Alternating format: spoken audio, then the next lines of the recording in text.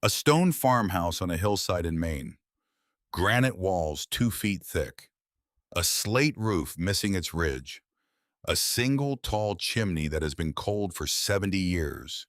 Inside that house, a wide cooking hearth dominates the north wall, and one flat stone set into the floor in front of it. A young woman kneels, her palm pressed to the granite. Her fingers find a gap along the edge. Not a crack, a deliberate joint. On her right hand, a small ring with a pale stone, the same color as the walls around her. Outside, headlights are turning down the farm lane, coming fast, coming late. She does not hear them yet. She is staring at the seam under the stone. The morning of my 18th birthday, I came downstairs and found my suitcase waiting at the front door. Not my mother, not my father. Just the suitcase. A brown leather suitcase. The one that had belonged to my grandmother Eleanor. Sitting on the hardwood floor of the entryway like a sentence already passed down. Like a verdict. There was a white envelope tucked under the handle. I picked it up. My hands were steady. I remember being surprised about that. About the steadiness. Inside the envelope, $300. Cash. And a note. My mother Catherine's handwriting. Looped and careful the way she wrote thank you cards to her bridge club. We love you, Hannah, but we cannot keep watching you make these choices. When you're ready to be serious, you know where we are. I read it once, then I read it again, because I thought I had misunderstood. Because surely there had been a mistake. Because mothers do not pack their daughters' suitcases on their 18th birthdays and leave them by the door like trash bags waiting for pickup. Except mine had. I folded the note, I put it back in the envelope, and I set the envelope on the little table by the door. The table where my family kept their keys, their mail, the ceramic bowl shaped like a fish that my grandmother had brought back from Vermont 30 years ago. I touched the rim of the fishbowl with one finger. Then I picked up the suitcase. She was standing in the living room doorway. My Aunt Diana, cream-colored blazer, low heels, a coffee cup held in both hands. The way you hold a coffee cup when you want to look casual. But you are not casual. Diana Whitfield, my father's younger sister, 44 years old, commercial real estate, an office downtown, strong opinions, stronger opinions about what a girl with my potential ought to do with her life. She had been the one to suggest the note. I knew this without being told. I had grown up watching Diana suggest things and watching my parents do them. This isn't punishment, Hannah, she said. Her voice was warm, calibrated warmth, the kind you practice. It's a push. I said nothing. I walked past her, past the coffee cup, past the cream-colored blazer, past every Christmas dinner where she had looked at my calloused hands and pursed her lips, past every birthday where she had told my mother behind my back, but loud enough for me to hear that I needed direction. I opened the front door. The morning air was sharp. June in Providence, Rhode Island. The maple trees along the sidewalk were green and full. My father had planted those maples when I was 4. I remembered him on his knees with a shovel, mud on his good pants, my mother laughing from the porch. I stood at the corner of Clement Street for exactly 3 minutes. I know because I counted. 1 minute for the house, 1 minute for the maples, 1 minute for the girl I had been when I lived there. Then I picked up the suitcase, and I walked. I was 18 years old. I had $300. I had a leather suitcase, and I had a ring on my right index finger. The ring had belonged to my grandmother Eleanor Pruitt Brennan, a simple band of yellow gold, set with a small oval stone, the color of the winter sea, somewhere between green and blue and gray, depending on the light. I touched the ring as I walked, the way I always did when I was nervous, the way I always did when I needed to remember, because Eleanor had loved me, without conditions, without a plan for what I was supposed to become. She had pressed the ring into my palm 2 days before she died. 4 years ago. I was 14. The hospital room smelled of antiseptic and of the lavender sachets she kept tucked in the pockets of her cardigan. This ring came from a place that's waiting for you, she had whispered. You'll know it when you see the stone. I had not understood. I had been 14. 14-year-olds do not understand riddles. 14-year-olds want their grandmothers to live forever. She had died 2 days later, and I had worn the ring every day since. The bus station in Providence smelled like floor wax and stale coffee, and the particular kind of loneliness that exists only in places where people are always arriving and always leaving and never quite staying. I bought a ticket to Boston because Boston was the biggest city I could reach for under $30, and because I needed somewhere to think. A hostel near South Station, $32 a night, a bunk in a room with 5 other beds. I paid for 3 nights. I put my suitcase under the bunk. I sat on the thin mattress, and I opened the notebook I kept in the outer pocket of my grandmother's bag. I made a list. The list was not about feelings. I had never been one for writing about feelings. The list was practical. What I had $204. The clothes in the suitcase, my grandmother's leather bag, a notebook, a phone with a cracked screen, 2 months left on the plan my parents had paid for, a working knowledge of lime mortar, slate roofing, load-bearing wall assessment, skills most 18-year-olds did not have, and the ring. What I needed a place to live that cost less than $32 a night, a source of income, a direction. What I could do construction, labor, restoration, masonry, carpentry, the things my father had taught me. On weekends, before Diana convinced him that working with your hands was something you hired other people to do. I looked at the list for a long time. Then I opened the browser on my phone and I started searching. I searched for cheap housing in Massachusetts. I found nothing under $800 a month. I searched for rural property, cheap New England. I found summer cottages at prices that would have taken me a decade to save. I searched for restoration programs. I found a few, mostly in Vermont, mostly requiring credit history I did not have. On the evening of the second day, sitting in the hostel common room with a cup of vending machine coffee, I tried one more search. I do not know why.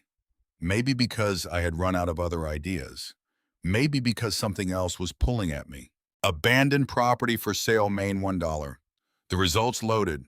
A county program, Knox County, Maine. A coastal restoration initiative. Properties held by the county for decades could be transferred for nominal cost to buyers who agreed to restore them. The program had been active for 12 years. Most of the listings had been claimed. There were 3 remaining. The third one was Holloway Farm. The listing was brief, 1,100 square feet, stone and timber farmhouse, half-acre lot, coastal village of Brookhaven, Maine, 12 miles from Rockland. Original structure built approximately 1887. Granite exterior walls, slate roof, central fieldstone hearth. Property last occupied 1951. Asking price $1. I read it 4 times. There were 2 photographs. The first photograph showed the exterior, a low rectangular building of rough-cut granite, the color of a winter sky, slate roof missing tiles near the ridge, a single tall stone chimney rising from the center. The second photograph showed the interior, a flagstone floor, a timber ceiling, and along the entire north wall, the largest stone hearth I had ever seen in a photograph. I looked at the hearth for a long time. Then I looked at the ring on my finger. You'll know it when you see the stone. The granite in the photograph was the same color as the stone in the ring. Not exactly. Nothing is ever exactly anything, but close enough. Close enough that I felt something shift in my chest. The way things shift when a load-bearing calculation comes out right. When you suddenly understand the whole structure you have been staring at. My grandmother had grown up somewhere in Maine. She had mentioned it only a few times, always briefly, always in the context of stone, the way granite behaves differently from limestone, the way the coast changes the way you read weather. I had never thought to ask for specifics, and by the time I was old enough to want them, Eleanor was gone. I touched the ring. I looked at the listing one more time. Then I searched for bus routes from Boston to Rockland, Maine. The bus left South Station at 6 in the morning. I was in my seat 40 minutes early, the leather suitcase on the rack above me, my notebook open on my lap. I wrote for the first 2 hours of the trip. Not about my parents, not about Diana, not about the listing. I wrote what I always wrote when I was working something out. A list of structural observations. How granite behaves under freeze-thaw cycles. What lime mortar needs to remain flexible. How to assess a slate roof for load distribution without climbing it first. The things my father had taught me. On weekends, before Diana convinced him those weekends were better spent at the golf club. The Maine coast appeared outside the bus window somewhere north of Portland. It appeared the way the Maine coast always appears to people seeing it for the first time, which is to say suddenly and completely, in a way that makes the previous landscape feel like a rough draft. Rocky headlands above cold gray water, stands of spruce and fir running down to the shoreline, stone walls crossing fields that had been cleared by hand 150 years ago. A landscape that has been worked and weathered and left to its own devices long enough to have acquired something like dignity. I pressed my palm flat against the window glass, and I looked at it. I arrived in Rockland at noon. I transferred to a county bus. It ran north along the coast twice daily, stopping at a series of small villages. The driver told me Brookhaven was the last stop on the route. He said it the way people say things when they want you to understand something, without coming right out and saying it. Brookhaven appeared after a long stretch of two-lane road. Spruce forest on one side, glimpses of Penobscot Bay on the other. It was not much of a village. A white clapboard general store with a hand-painted sign, a post office the size of a garden shed, a small white church set back from the road on a rise of ground, a cemetery behind it that ran right to the edge of the spruce trees, 3 or 4 houses visible from the road, a lobster pound at the end of a gravel lane that ran toward the water. The county offices were in a low brick building beside the church. The door was unlocked. Inside, a woman in her early 60s was working at a desk covered in stacked file folders. Her monitor appeared to be running software from a previous decade. Her nameplate said Patricia Doyle, County Clerk. She looked up when I came in. She looked at the suitcase. She looked at me. "You're here about the Holloway Farm listing," she said. It was not a question. "Yes, ma'am." "You came from away." "Providence, Rhode Island." She set down her pen. She took off her reading glasses. She let them dangle from the cord around her neck. She looked at me for a long moment, with the expression of someone who has been doing a job long enough to have developed reliable instincts about the people who walk through her door. "You know what that property is," she said. "You know what condition it's in. I saw the photographs. The photographs are accurate." "I know. The walls are sound. Granite walls built in the 1880s, they're usually sound. The roof needs significant work. The interior has been untouched since 1951. There's no electric service to that part of the road. The well will need to be tested before you can use it." "I can work with all of that." "You have restoration experience." "My father is a contractor. I've been working with him since I was 9. Lime mortar, slate, load-bearing assessment. I know granite." She looked at my hands. My hands were not the hands of a girl who had spent her adolescence avoiding physical work. There were old calluses at the base of my fingers. There was a thin scar on my left palm from a chisel that had slipped when I was 11. She nodded once. "All right," she said. She pulled a folder from the bottom of a stack, with the practiced ease of someone who knew exactly where everything was, despite appearances. "Let's do the paperwork." The transfer document was 3 pages. I signed where she pointed. I paid $1 from the envelope my mother had left me. Patricia stamped the document, made a copy, put the copy in the folder, put the original in a drawer, handed me a receipt and a hand-drawn map on a piece of copier paper. The farm road isn't maintained by the county, she told me. It's passable on foot, about 1.75 miles from here. You'll see the chimney before you see the house. I thanked her. I picked up the suitcase. You have somewhere to stay tonight if the house isn't livable. I'll figure it out. She opened her desk drawer, wrote something on a card, held it out. That's the number for Elva Birch. Runs a room out of her house on the main road. Clean, reasonable, won't ask questions. I took the card. You're not the first person to come up here with a suitcase and a plan, Patricia said. I waited. But most of them come in summer. When it looks easy. She paused. It's never easy. I know. She looked at me again, a different look this time. Something behind her eyes I could not quite read. Then she said something soft, almost to herself. You have her hands. I stopped at the door. I'm sorry, but she had already picked up her pen, already turned back to her folders, already become the county clerk again. Pleasant, efficient, distant. Mind the loose stones on the lane, she called after me. Some of them shift. I walked out of the county office. I turned north on the road. And somewhere behind me, I felt Patricia Doyle watching from the window. The lane was marked by a granite gate post with no gate. The iron hinge hardware still mounted in the stone, rusted the color of old blood. The lane was overgrown, but passable. Grass growing high up the center between tire ruts that had long since softened into mere depressions in the earth. Hawkweed and clover in the verges. Spruce saplings advancing from both sides.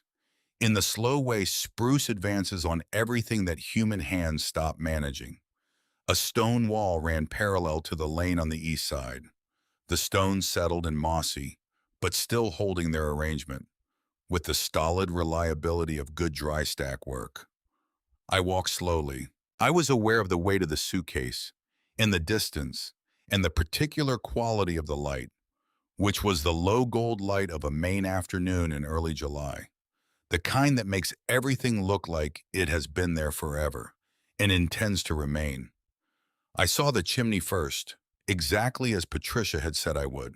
It rose above the tree line before the farmhouse itself was visible, a single tall column of field granite, mortared with what looked from a distance like the original lime mix, pale gray, against the darker gray of the spruce.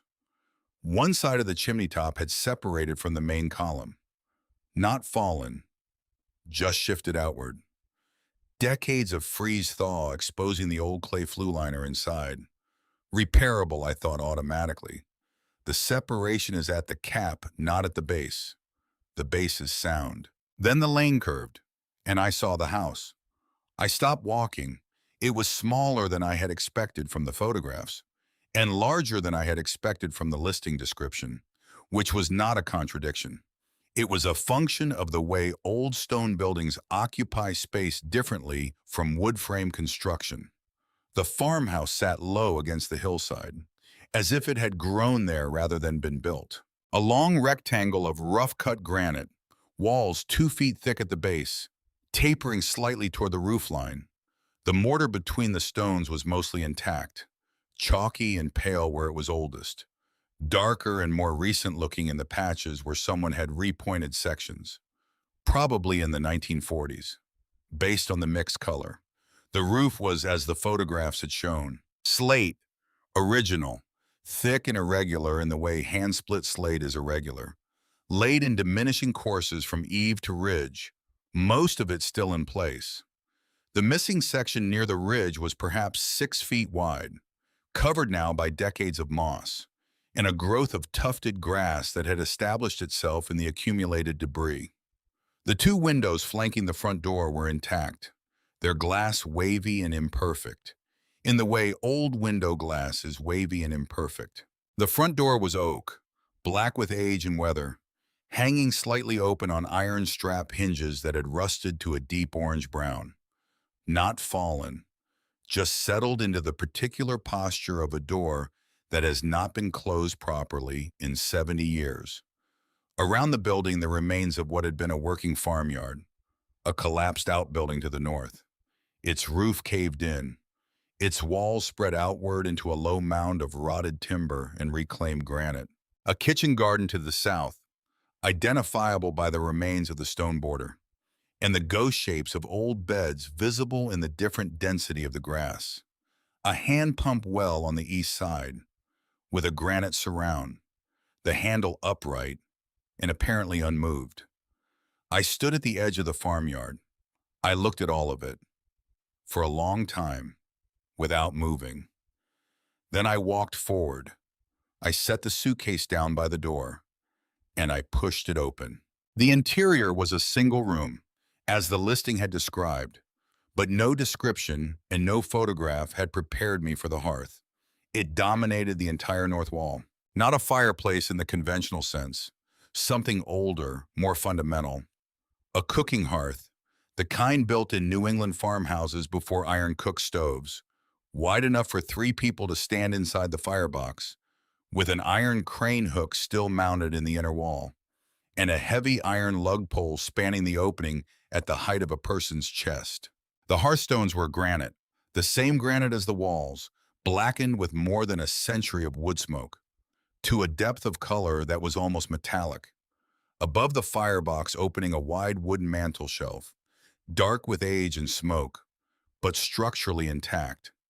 The wood was wide plank pine, cut from old-growth trees, before old-growth trees stopped existing. But it was the hearthstone that held me. The hearthstone was the large flat stone set into the floor directly in front of the firebox opening. Approximately 4 feet wide, 3 feet deep, a single piece of granite several inches thick.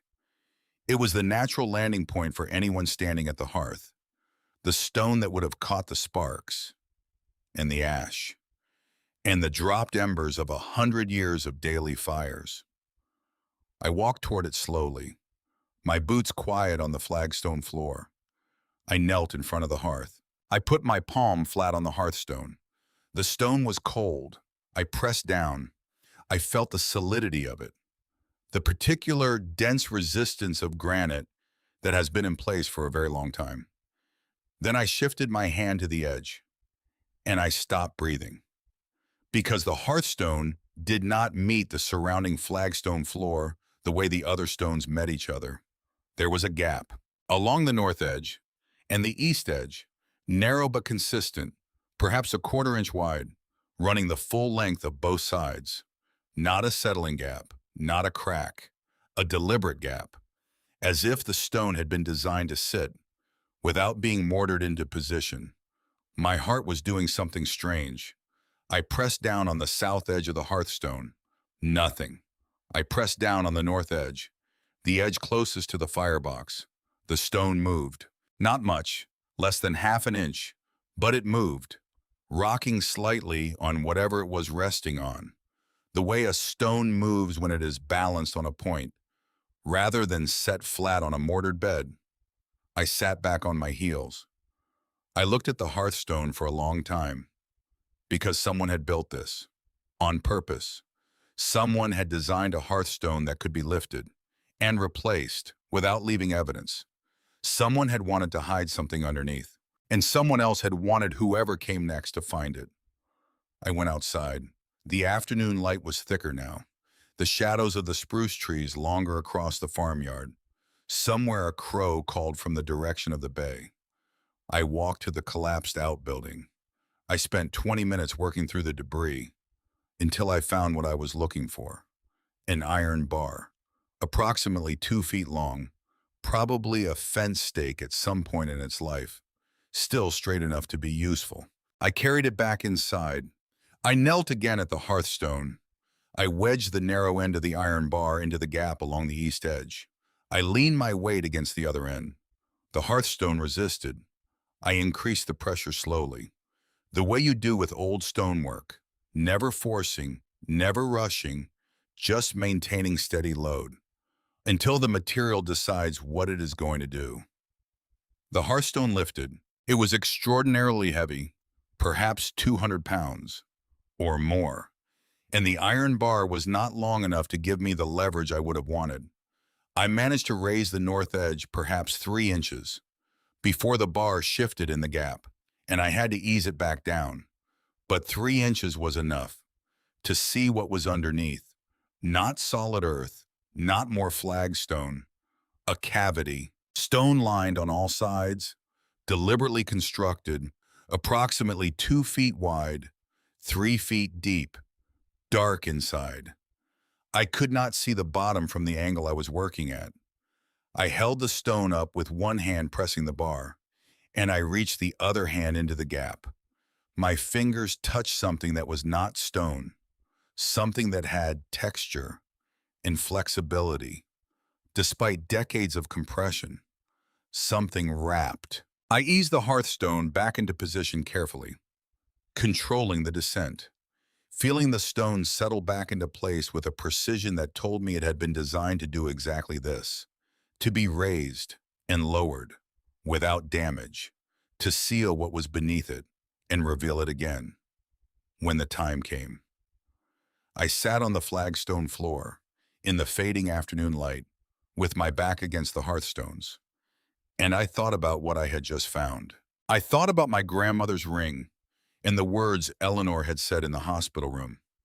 This ring came from a place that's waiting for you. I thought about the listing.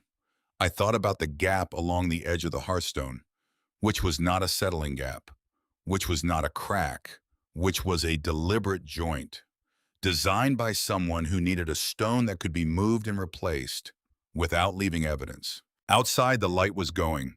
The first stars were becoming visible through the broken section of roof above the ridge. The interior of the farmhouse was cooling rapidly, the stone walls releasing the day's warmth, the way stone does, slowly and completely. I needed leverage I did not have. I needed daylight I did not have. I needed sleep tomorrow. I would lift it fully tomorrow. I went outside. I gathered dry material from the collapsed outbuilding, enough to start a fire. I carried it inside. I knelt at the hearth. I built a small fire in the firebox, the way my grandmother had taught me when I was 6 years old. Paper and fine kindling, then progressively larger pieces, each one placed to allow airflow. Nothing forced. I struck a match. The fire caught on the second try. The old chimney drew, surprisingly well, once the draft established itself, pulling the smoke up and out with a low, steady rush of air. That told me the flue was clear of obstruction.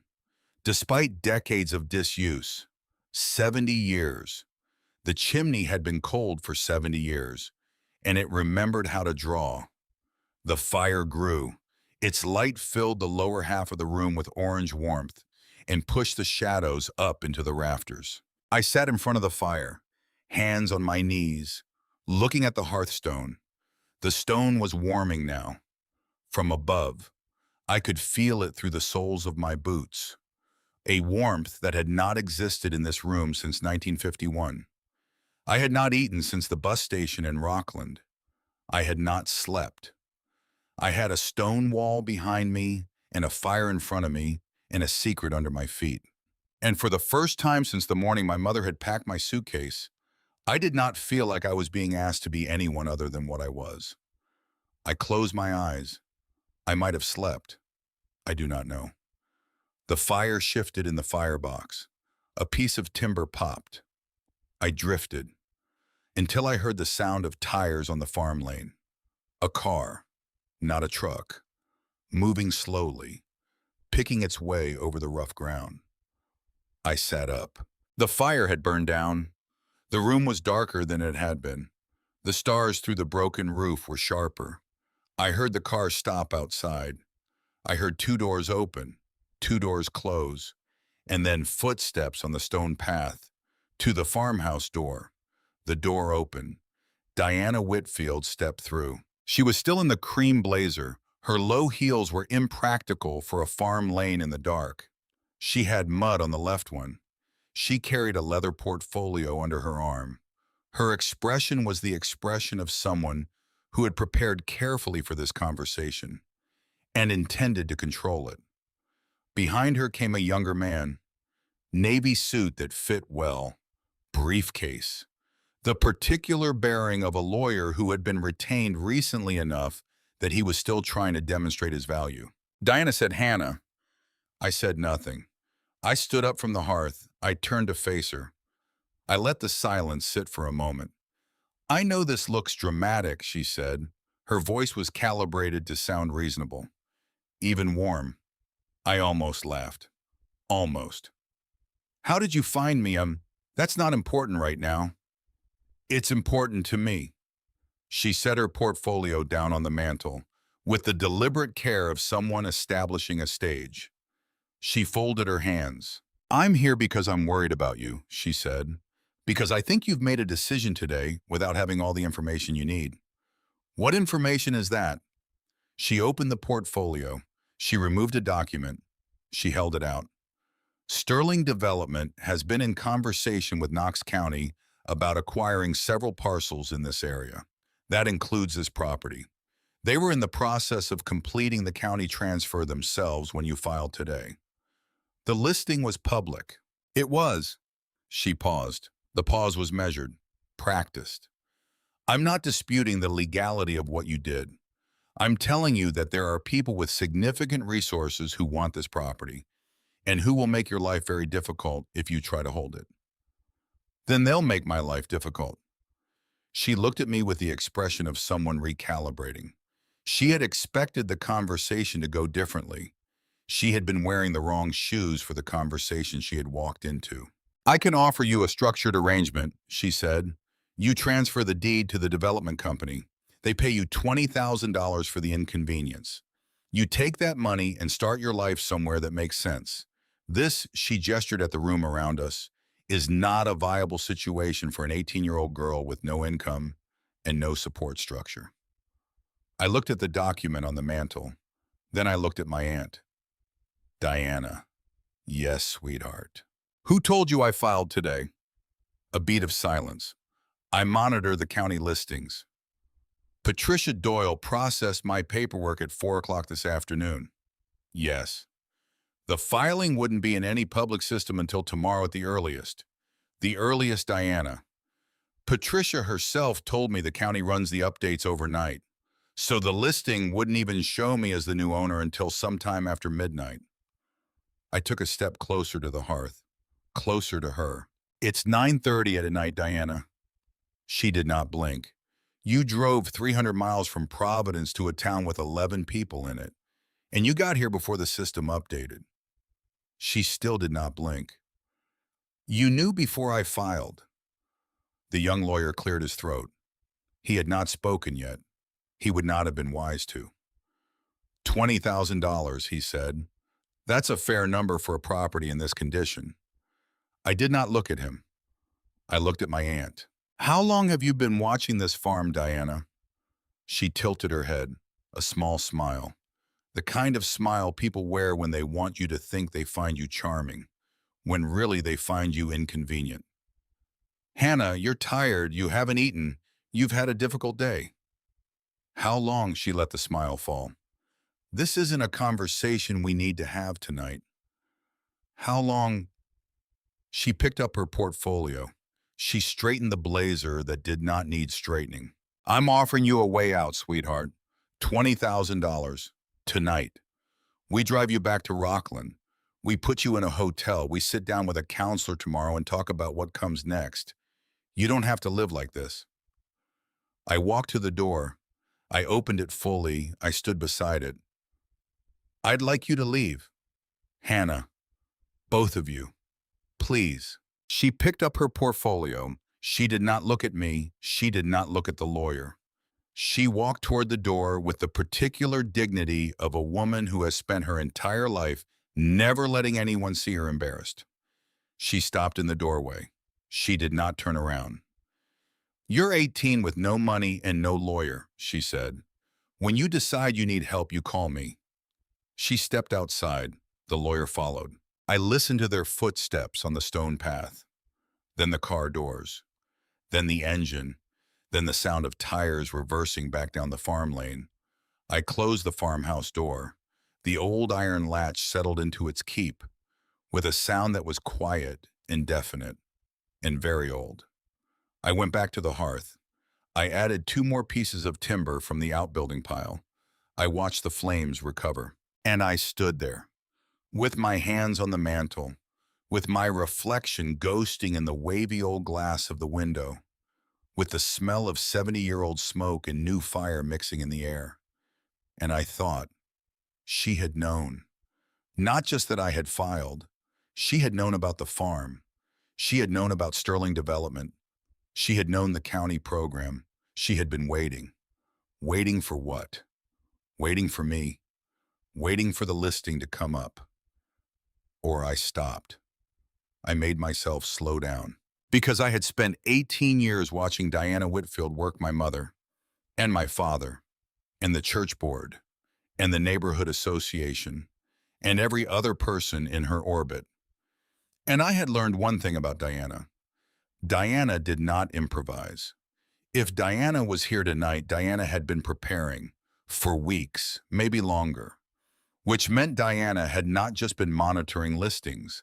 Diana had been watching this farm. For how long? The grandfather clock in my chest started ticking very loudly. She had been the one to suggest the suitcase. She had been the one to suggest the note. She had been the one to suggest that this was the morning I needed to leave. On my 18th birthday, the day I became a legal adult, the day I could sign a deed in my own name. And then she had driven 300 miles and gotten here at 9:30 at night to offer me $20,000 before I had even opened a window. I sat down on the flagstone floor. I put my back against the warm hearthstones, and I looked at the ring on my finger. The pale stone caught the firelight, glowing with a color that was somewhere between the green of deep water and the gray of the sea on an overcast day. The same color as the granite of these walls. You'll know it when you see the stone. My grandmother Eleanor had known about this place. She had grown up in Maine. She had given me a ring with a stone the exact color of these walls. She had told me this ring came from a place that's waiting for you. And Diana had been watching this farm. For how long? For how long had Diana known what my grandmother had known? For how long had Diana been waiting for this exact morning? I did not sleep much that night.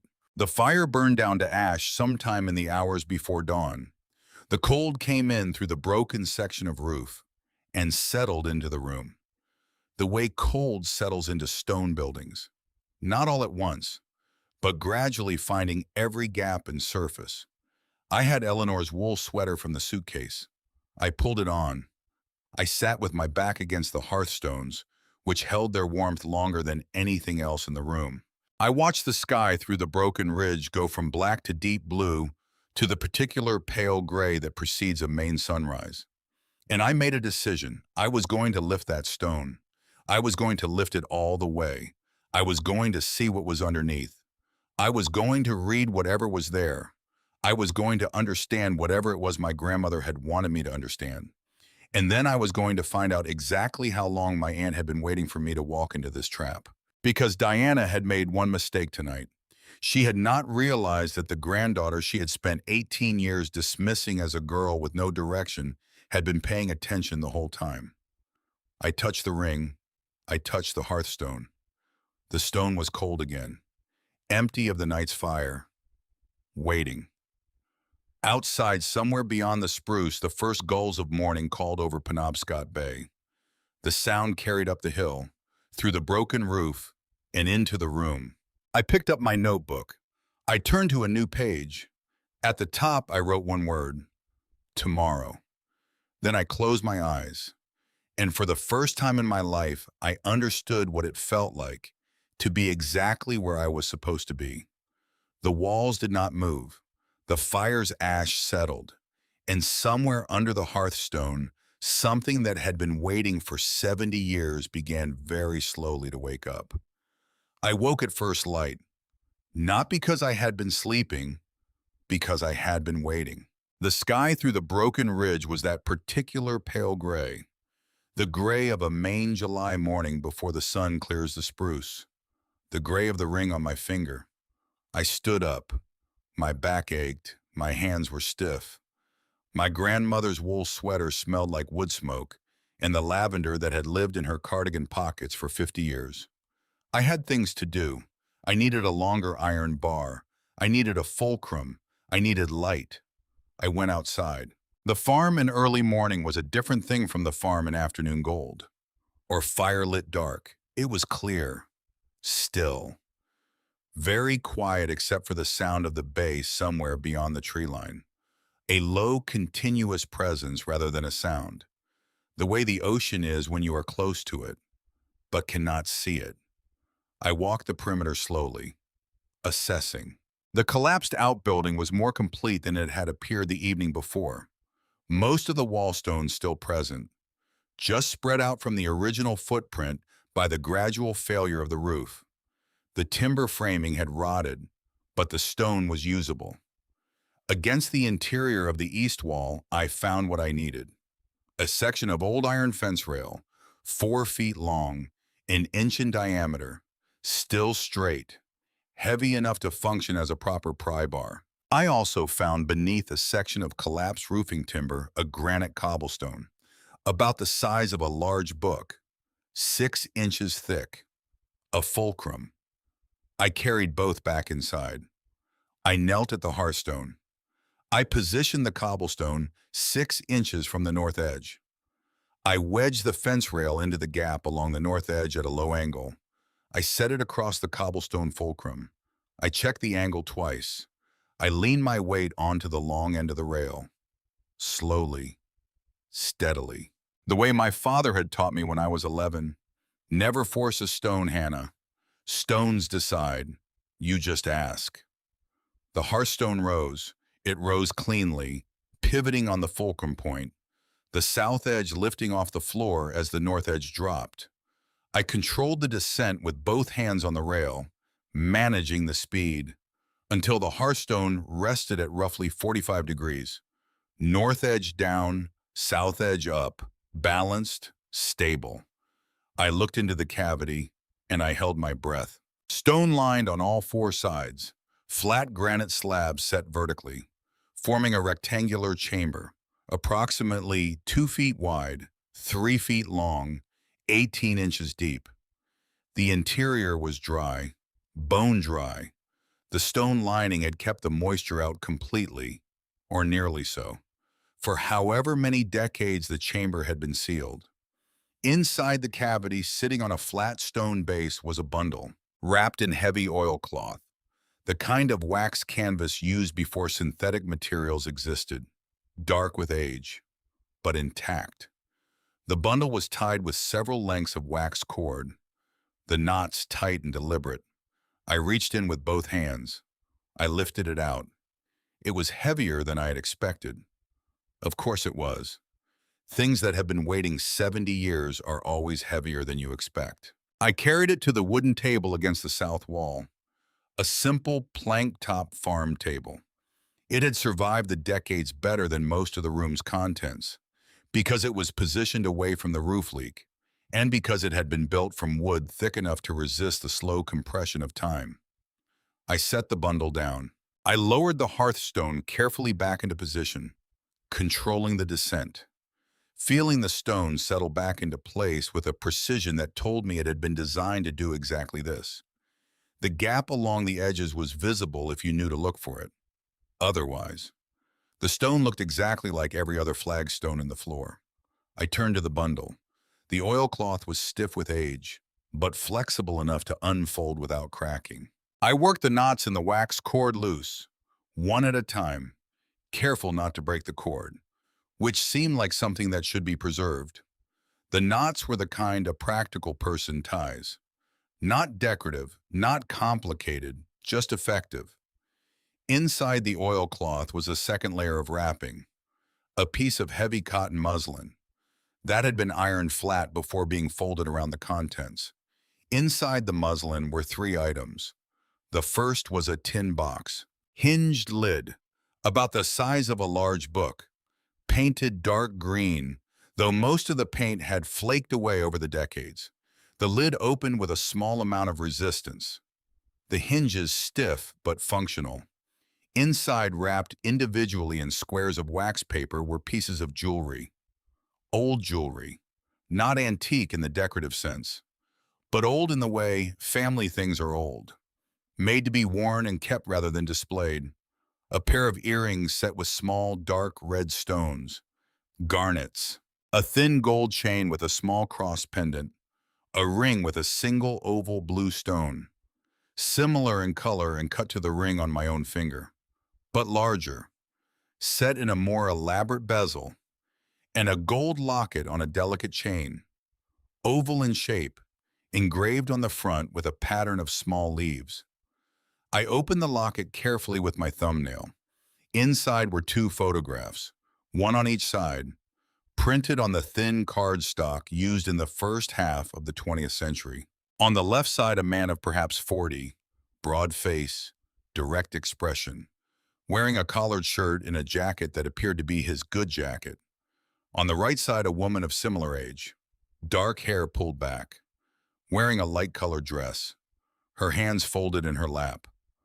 Both photographs had the formal quality of images taken on deliberate occasions, not snapshots. Records.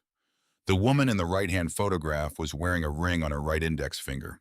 The stone in the ring was oval and pale. Even in the small faded image, I could see that it was the same color as the stone in the ring on my own hand. My fingers went cold. I set the locket down carefully on the muslin. I picked up the second item, a leather journal, smaller than my own notebook. The leather cover dark brown, worn smooth at the corners from handling. A leather cord was wrapped twice around it and tied to keep it closed.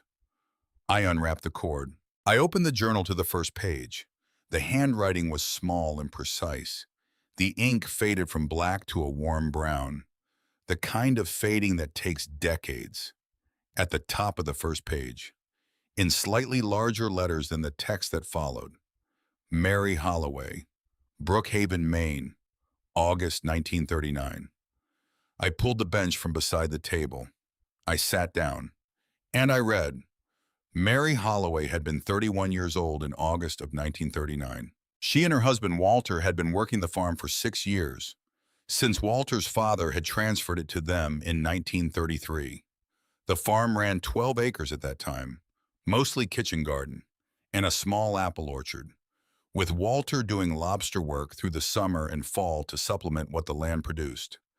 The early entries were brief: weather observations, the price of bait, the yield of the kitchen garden, a new crack in the chimney cap that Walter had repointed with a mix she described precisely enough that I could have replicated it.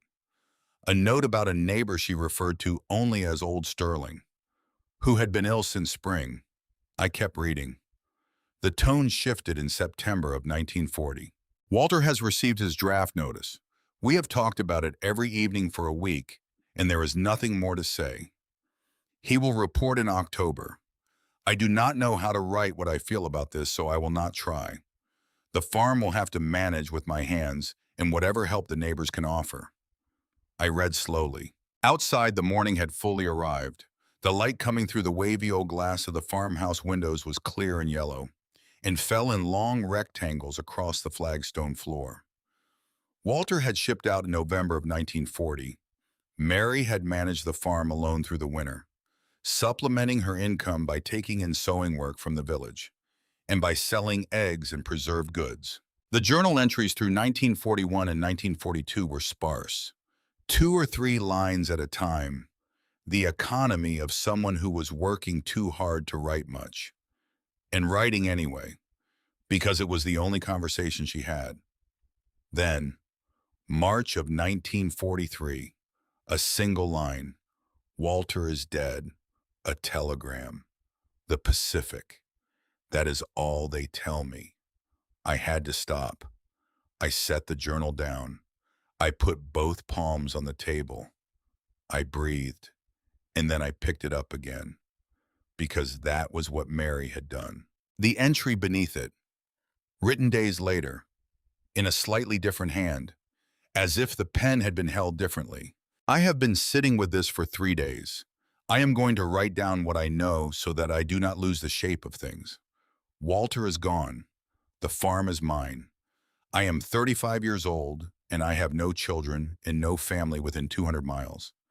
I have Eleanor Pruitt down the road, and I have the farm, and I have the hearth that Walter's grandfather built in 1887. And that is what I have. I stopped reading. I looked up from the journal. Eleanor Pruitt. I read the name again. I have Eleanor Pruitt down the road. I set the journal flat on the table. I picked up the locket. I opened it again. I looked at the two photographs.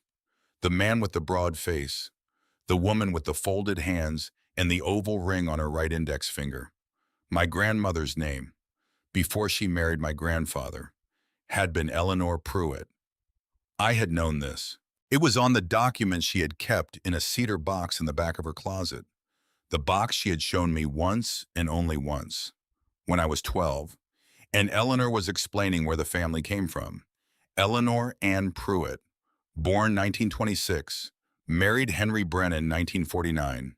Eleanor would have been 17 in 1943, old enough to be a neighbor, old enough to be the person a grieving woman wrote about, as the one relationship standing between her and complete isolation. My grandmother had been here, in this room, in 1943. I sat with this for a long time, and then I picked up the journal and I kept reading. Eleanor Pruitt appeared in the journal regularly after 1943. She was described with the brevity of someone writing about a person whose presence was simply assumed, the way you write about weather, or about the farm itself. Eleanor came by with a pie. Eleanor helped me get the apple harvest in. Eleanor sat with me through the storm last week.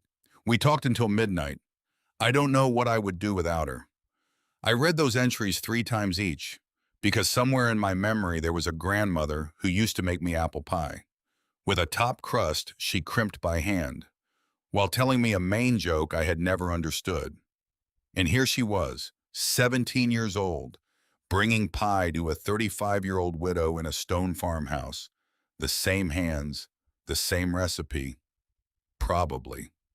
I read on. In 1945, a different kind of entry. Something has happened that I do not fully understand and that I need to write down carefully because I think it may matter later. Old Sterling died in February.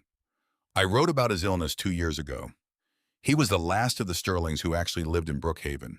The family has had lawyers here sorting through the estate for months. Yesterday, one of the lawyers came to see me. He had a document. He said that Edward Sterling had amended his will in 1940, shortly before he died, adding a provision that I did not know about. I sat forward on the bench. The provision was this: a parcel of 47 acres of coastal land, including the land on which the farm sat, which had been held in the Sterling estate since the 1890s, and which Walter's family had been farming under a long-term lease arrangement, was to be transferred in full ownership to Mary Holloway upon Edward Sterling's death. The lawyer had a document for her to sign, acknowledging receipt of the transfer. The land was hers. She did not explain in the journal why Edward Sterling had done this. She wrote only, "I think I understand why, though I cannot write it here." Walter knew. He never said it directly, but I think he knew. Then below that, in the same careful handwriting, "I have a land certificate now, 47 acres. I'm going to put it somewhere safe." I looked up from the journal.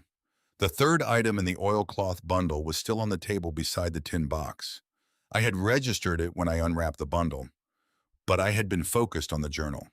Now I set the journal down, and I picked it up. It was an envelope, sealed with red wax, the wax pressed with what appeared to be a thimble, rather than a proper seal, leaving a circular impression. Written on the front, in Mary's handwriting, "Open when you need it most." I looked at it. I set it down. Not yet. I kept reading. The entries through 1946 and 1947 documented the slow work of managing the farm alone, the fluctuating price of lobster, a severe winter that had damaged the north wall of the outbuilding, repairs made with stones salvaged from the collapsed section, In 1948, a longer entry. I have been to see a lawyer in Rockland. Not the Sterling lawyer, a different one. A man named Patterson who does property work and who came recommended by the minister here. I have told him about the land certificate and about the farm and about what I want to happen to this place after I'm gone. He has drawn up the papers. It is done now. Whatever happens to me, the farm will go where it should go. I made a note in my own notebook. Patterson, Rockland, 1948. Then in the summer of 1949, an entry that was only 2 lines long, but which I read 4 times. Eleanor is leaving. She is marrying Henry Brennan from Rockland and going to live there. I am glad for her. She deserves everything. I gave her the ring from the tin box, the one with the pale stone. She will know what it means. I looked at the ring on my finger, the ring with the pale stone. I set the journal down on the table. I pressed both hands flat on the table surface. I looked at the wall in front of me. I breathed. Outside, a vehicle came slowly down the farm lane. Not a car this time. Something heavier. A truck, moving carefully over the rough ground. It stopped in the farmyard. I heard the door open. Boots on stone. A knock on the open farmhouse door. I turned around. The man in the doorway was in his late 60s. Stocky, deliberate. The way people are deliberate when they have done physical work their entire lives. And their bodies have organized themselves around that fact. He wore canvas work pants and a heavy flannel shirt, despite the July morning, and work boots that had been resoled at least twice. His hands were the hands of a mason, wide at the knuckle, the skin rough, the nails cut short, still carrying traces of old mortar in the grain lines. He looked at the room. He looked at the hearthstone, then at me, then at the items on the table. "I'm Thomas Bennett," he said. "Heard someone filed on the Holloway place yesterday." Word travels fast. There are 11 people in Brookhaven, Mississippi. Word travels at the speed of sound. He looked at the hearth. "You lit that fire last night." "Yes." He nodded slowly, as if this confirmed something. "That chimney's been cold since 1951. You checked the flue before you lit it." I listened to the draft first. It was drawing clean. He looked at me with an expression that was not quite approval, but was adjacent to it. He came inside. He walked to the hearth. He stood in front of it. He looked up into the firebox. He ran his hand along the lintel stone, feeling the joint where it met the side jambs. "This hearth is the best piece of work in the county," he said. "Walter Holloway's grandfather built it, used granite from the farm's own ledge. You don't see this kind of joinery anymore. The stones are fitted, not just stacked. Every joint is deliberate." He turned. He looked at the hearthstone. He looked at the east edge of it, where the gap was. Then he looked at me. "You lifted it. This morning." He nodded again. He pulled the bench from beside the table. He sat down without being invited, in the way of someone who had been coming into this building since before the current occupant existed. He put his hands on his knees. He looked at the items on the table, the tin box, the locket, the journal. His expression shifted into something that was private and old. "Then you know," he said, "I'm learning." He looked at the journal. He did not touch it. He just looked. "I knew Mary Holloway," he said. "Not well. I was 2 years old when she left. But my father knew her. He was the one who kept the farm lane clear all those years. Mowed the farmyard once a summer. Kept the walls from going completely to ruin." He paused. He said she was the most capable woman he ever met, and the loneliest. I swallowed. "She had a friend," I said. "Eleanor Pruitt." Thomas looked at me sharply. I took a breath.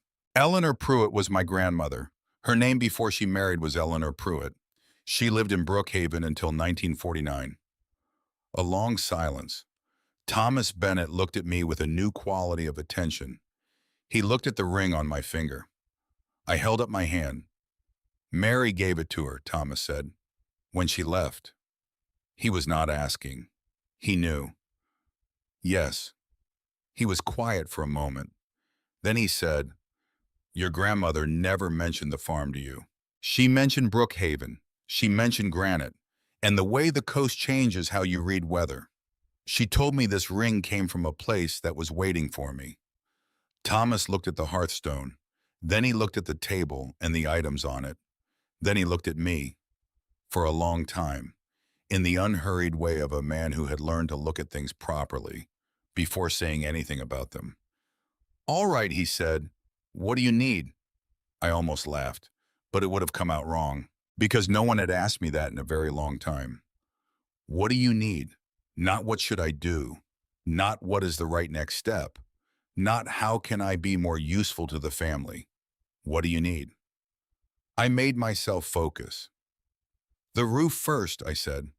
"The ridge section. If rain gets into that opening, it will compromise the timber plate at the top of the north wall. And once the plate goes, the wall will start to lean." He nodded. "I can get slate from a salvage yard in Rockland.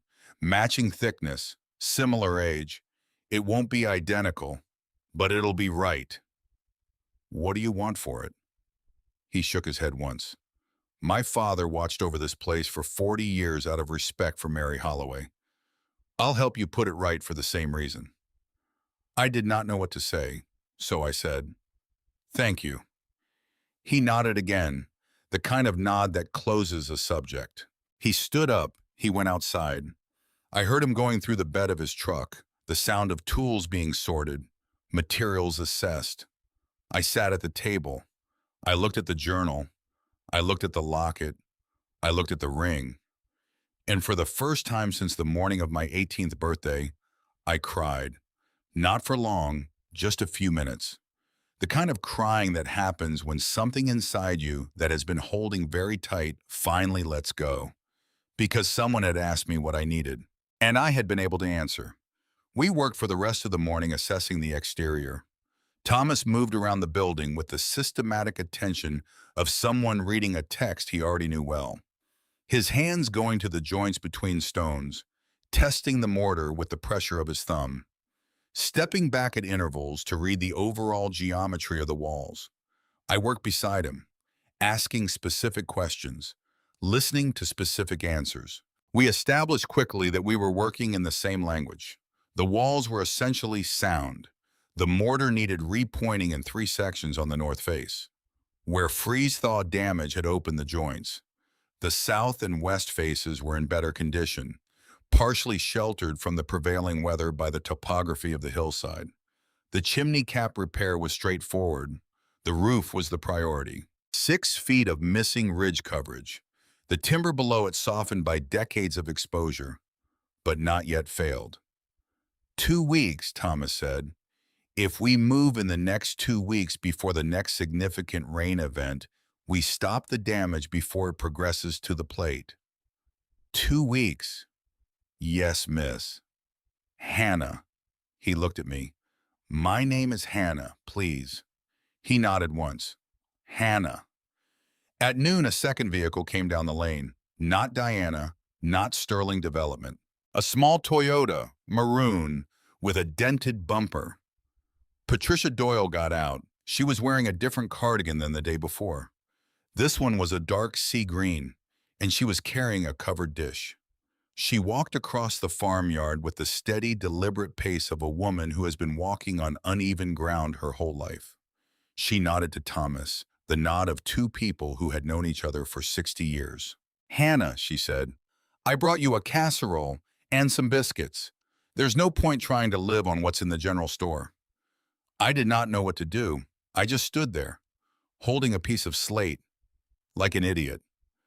Patricia walked past me into the farmhouse, with the comfort of a woman who had been in this room before, many times, though I knew she could not have been, or perhaps she had. In a way, she set the dish on the table, beside the journal, beside the tin box, beside the locket she immediately did not look at. She turned around. She looked at me, and she said very quietly, My mother used to weave the wool blankets that Mary Holloway sold in the village in 1945. My mother told me Mary was the bravest woman she ever knew. I could not speak. Patricia smiled. A small smile. Not professional. Personal. Your grandmother used to come by our kitchen on Saturdays. She and my mother would shell peas together on the back porch. I was 4 years old when she left for Rockland. I remember her ring. She let me hold it once. Patricia paused. It's good to see it again. She turned. She walked to the door. She stopped. There's a town meeting Thursday night, she said. Just a notice, you don't have to come. She looked back at me. But you might want to. And she walked out. I sat down on the bench. I felt strange. Not bad. Strange. Because Patricia Doyle had told me a story I had not asked for. And Thomas Bennett had asked me what I needed. And both of them had known my grandmother in some way I had not understood. And I had a very particular feeling. The feeling I had standing in a room where someone has just thrown a sheet off a piece of furniture. And the shape of the furniture is not what you expected. This was not a story about one woman. This was a story about women. A network of them.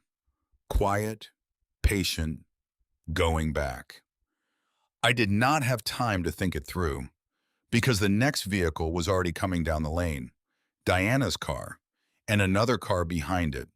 A larger one this time. A black SUV with a particular shine of fresh wax. 3 doors opened. 3 doors closed. Diana, the lawyer in the Navy suit, and a third man. Older, wearing a field jacket that probably cost more than my mother's car. The particular kind of expensive casualness that belongs to people who have money and want to appear as though they do not think about it. He carried nothing, which meant he was the one the other two were carrying things for. Diana stepped through the farmhouse door without knocking. Hannah. I stood up. I did not move toward her. This is Richard Sterling, Diana said. He is the president of Sterling Development. Richard Sterling looked at the room with the expression of someone conducting an appraisal.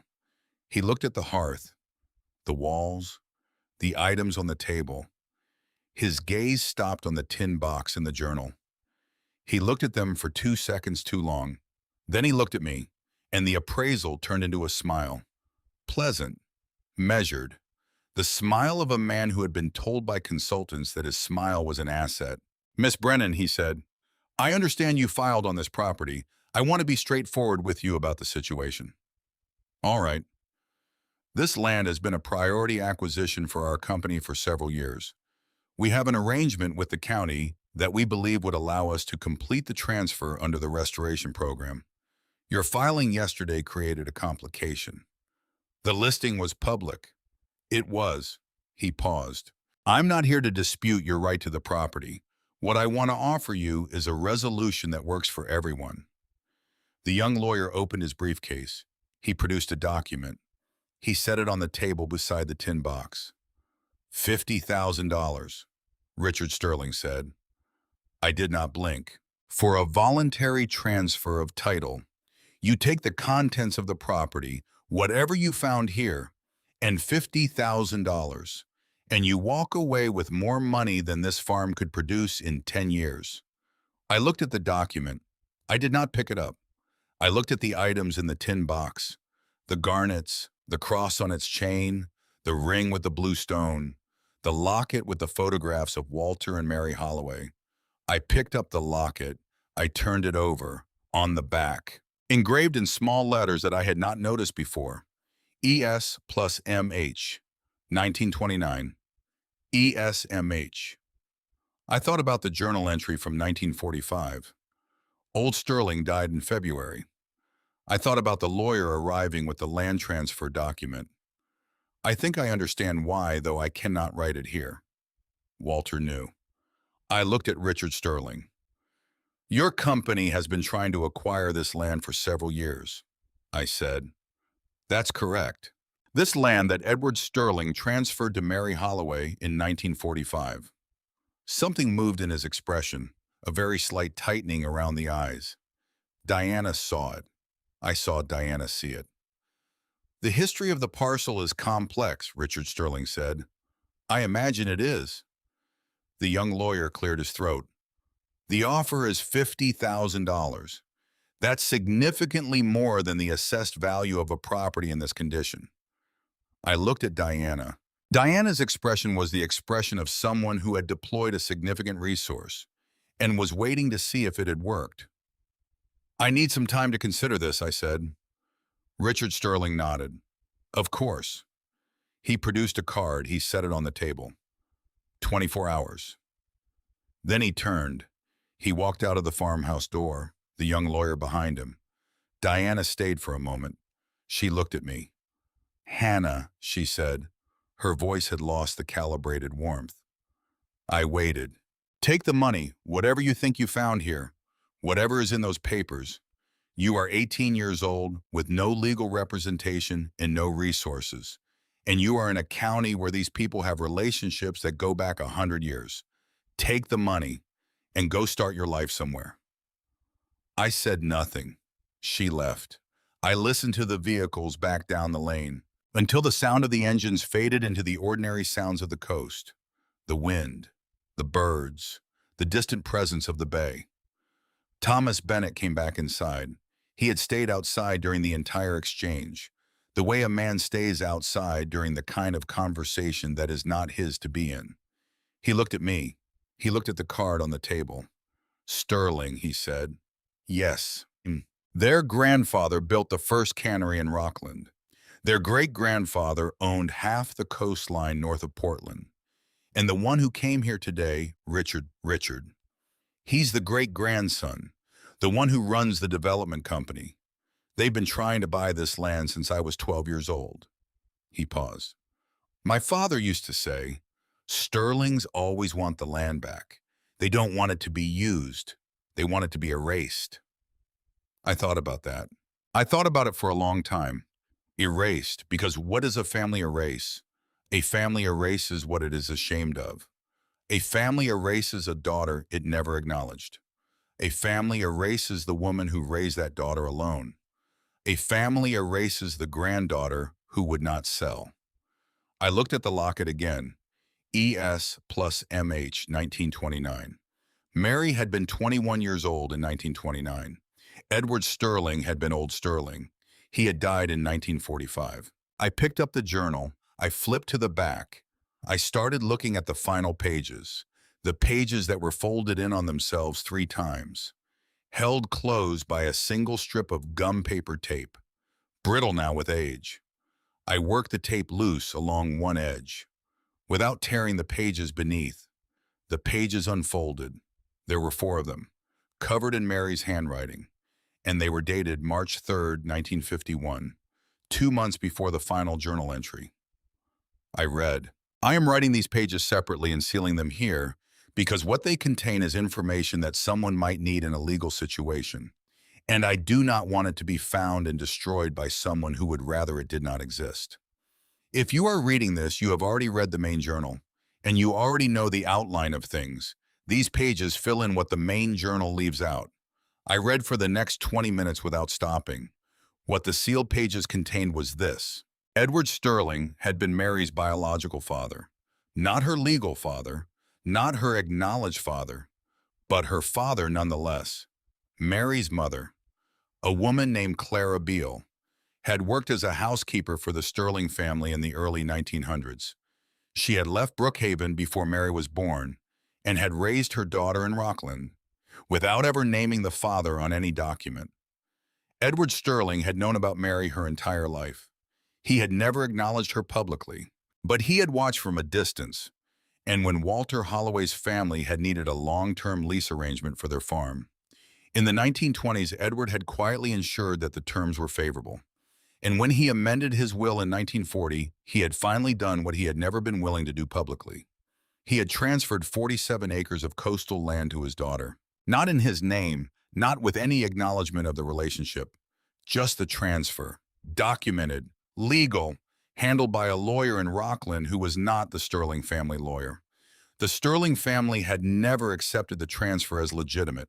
They had spent decades disputing it through various legal channels, arguing that Edward had not been mentally competent, that the transfer had been improperly executed, that the land had reverted to the estate when Mary left Brookhaven without formally registering her ownership change.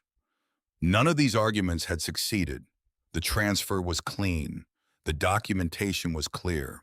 The land had been Mary's until she died in New Hampshire in 1974. And when she died, it had passed according to the terms of the will she had filed with the Knox County Probate Court in 1948. The will that Patterson, the Rockland lawyer, had drawn up.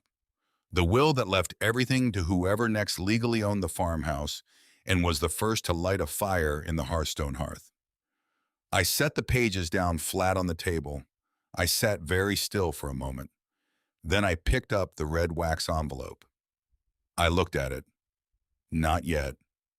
Not yet. Not yet. I set it back down. I needed a lawyer first, a real one. I walked back to the county office.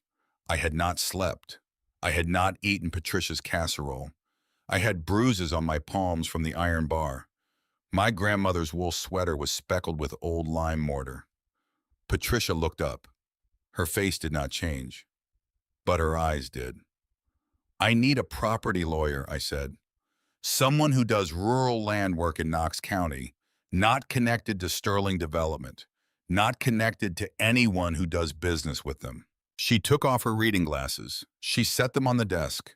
She thought for a moment with the deliberate quality of someone consulting an internal file. That was organized and current. Michael Carver, she said. He's in Rockland, been doing property and probate work in this county for 30 years. He's got no connection to Sterling. I can tell you that directly, because they tried to hire him once. He declined. She wrote the name and number on a card. She held it out. Patricia. Yes, Hannah. You knew about the journal, about what was under the hearthstone, didn't you? She looked at me for a long time. I knew there was something, she said. My mother told me before she died. She did not know what. She only knew that Mary had told her once that the hearth held what the heart could not carry, and that someone would come for it eventually. She paused. I have been waiting 41 years to process those papers. I stared at her. You filed me as the owner in 14 minutes. Yes. You did not ask many questions. No. Why? She tilted her head, the smallest smile. Because your hands have your grandmother's calluses, Hannah, in the same place. I noticed yesterday, and because Eleanor Pruitt was the kindest girl I ever met when I was 4 years old, and I have been waiting since 1985 to do something for her. I could not speak. She picked up her pen. She turned back to her folders. Michael Carver, she said again, without looking up. Tomorrow morning, 9 o'clock. Tell him Patricia sent you. I walked back to the farm. The light was different now. Late afternoon, long and gold across the hill, the spruce shadows reaching almost to the front step. Thomas was on the roof. He had laid out the salvaged slate from the Rockland yard along the south slope, sorted by thickness. 3 piles, the way a man sorts who has been doing this for 40 years. He waved. I waved back. I went inside. I sat at the table. I looked at the journal and the locket and the red wax envelope. I looked at the ring on my finger, and I understood finally that I was not standing in the middle of a story about a piece of land. I was standing in the middle of a story about 3 generations of women. Clara Beale, who had been abandoned in 1907 by a man who had a name and had left town before her daughter was born, to raise that daughter alone in Rockland, without giving her the burden of the truth. Mary Holloway, who had been a daughter never acknowledged, who had been a wife widowed too young, who had been given a piece of land as the only apology a coward had ever managed to offer, who had spent the rest of her life making that land into something that would outlast every man who had ever underestimated her. And Eleanor Pruitt, my grandmother, 17 years old in 1943, sitting in this room with a woman whose husband had just died in the Pacific, bringing pie, helping with the apple harvest, sitting through storms until midnight, then leaving in 1949 with a ring, with a secret, with no instructions for what to do with either of them. Until 65 years later, she had pressed that ring into the palm of her 14-year-old granddaughter and said the words that would eventually bring me to this room. I closed the journal. I did not open the red wax envelope. Not yet, because Mary had been very specific. Open when you need it most. And I did not need it most yet. I needed it most when Richard Sterling and Diana and their entire machine of money and lawyers and erasure tried to take it from me. That moment was coming. It was not here yet, but it was coming. I touched the ring. I touched the hearthstone. The stone was warming again, from the sun that had been pouring through the broken ridge all afternoon. It would be ready for a fire tonight. I would build one. I would sit beside it, and I would think about what Patricia Doyle had said. I have been waiting 41 years, and what Thomas Bennett had said. My father watched over this place for 40 years, and what Mary Holloway had written. I have Eleanor Pruitt down the road, and I have the farm, and I have the hearth. A network. Not a story about one woman alone.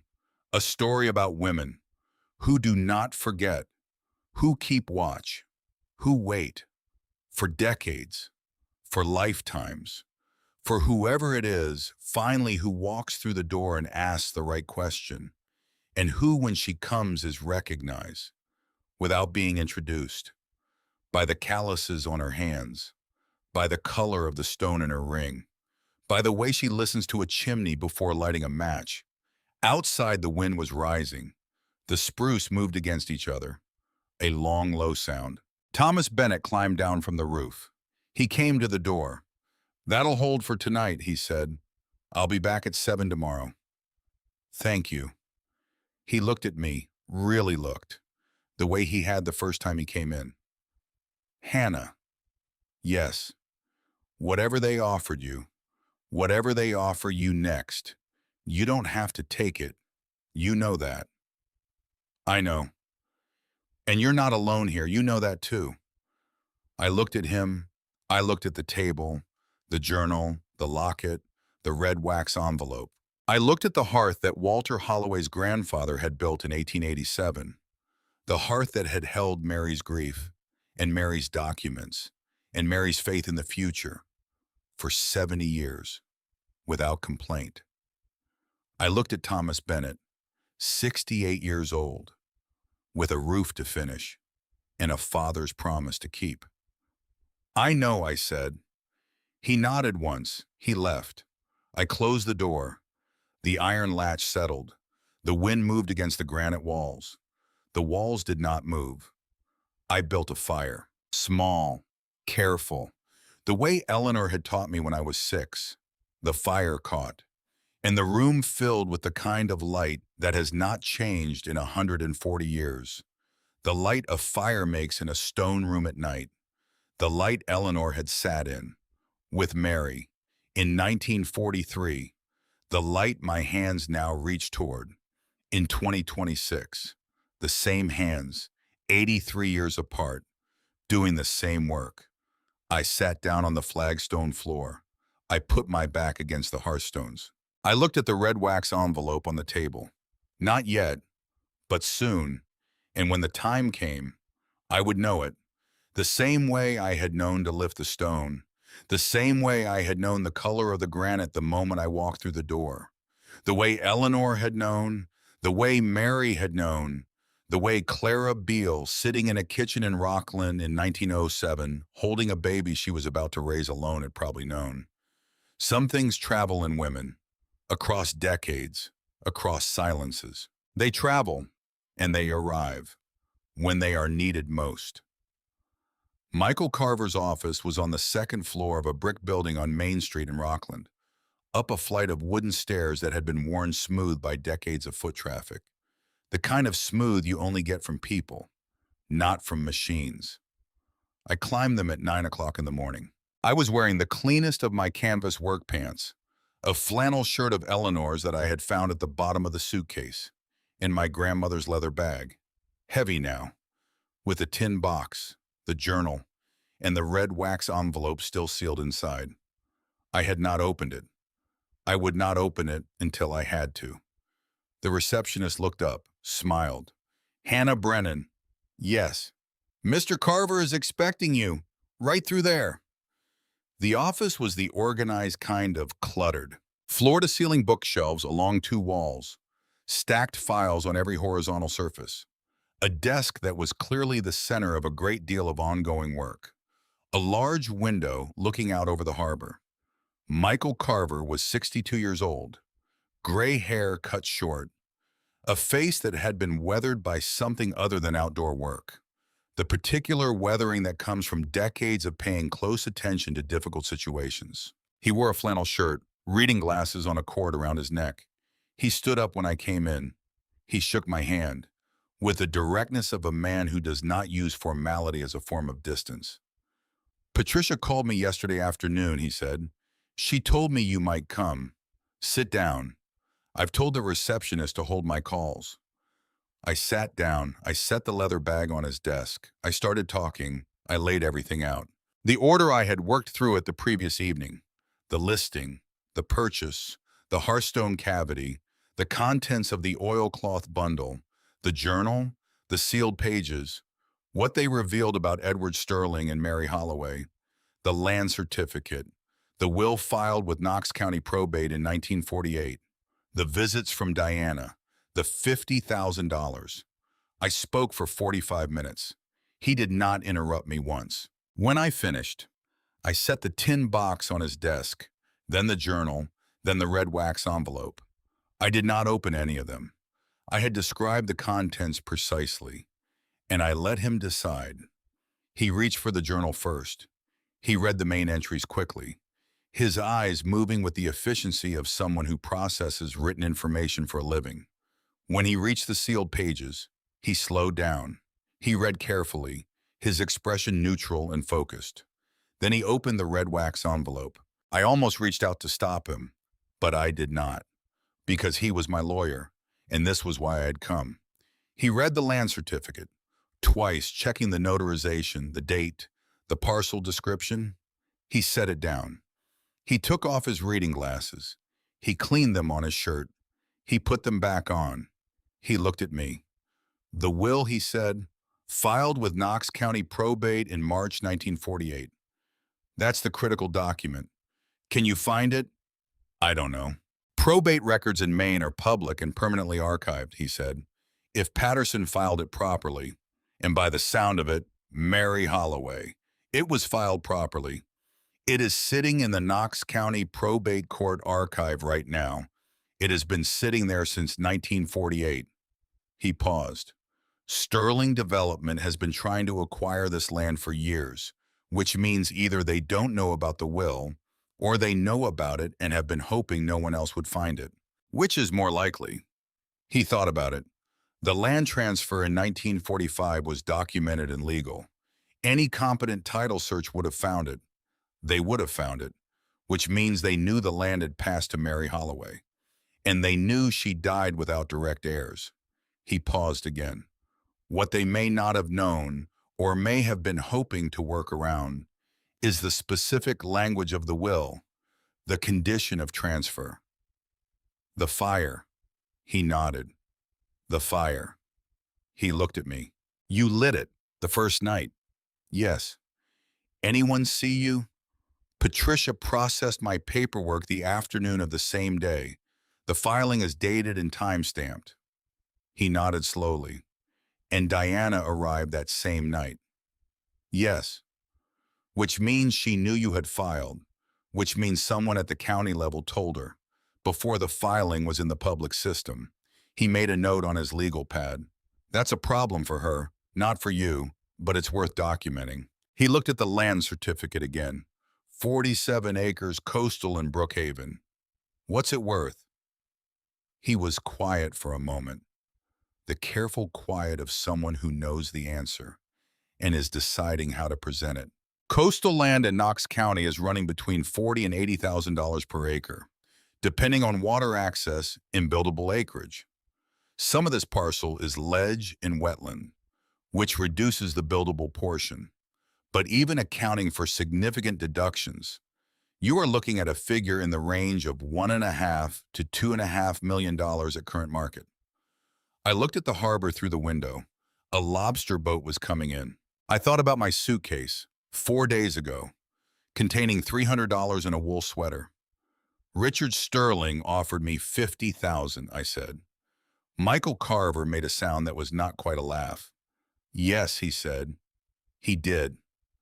We sat in silence for a moment. Then I said, so what do I do?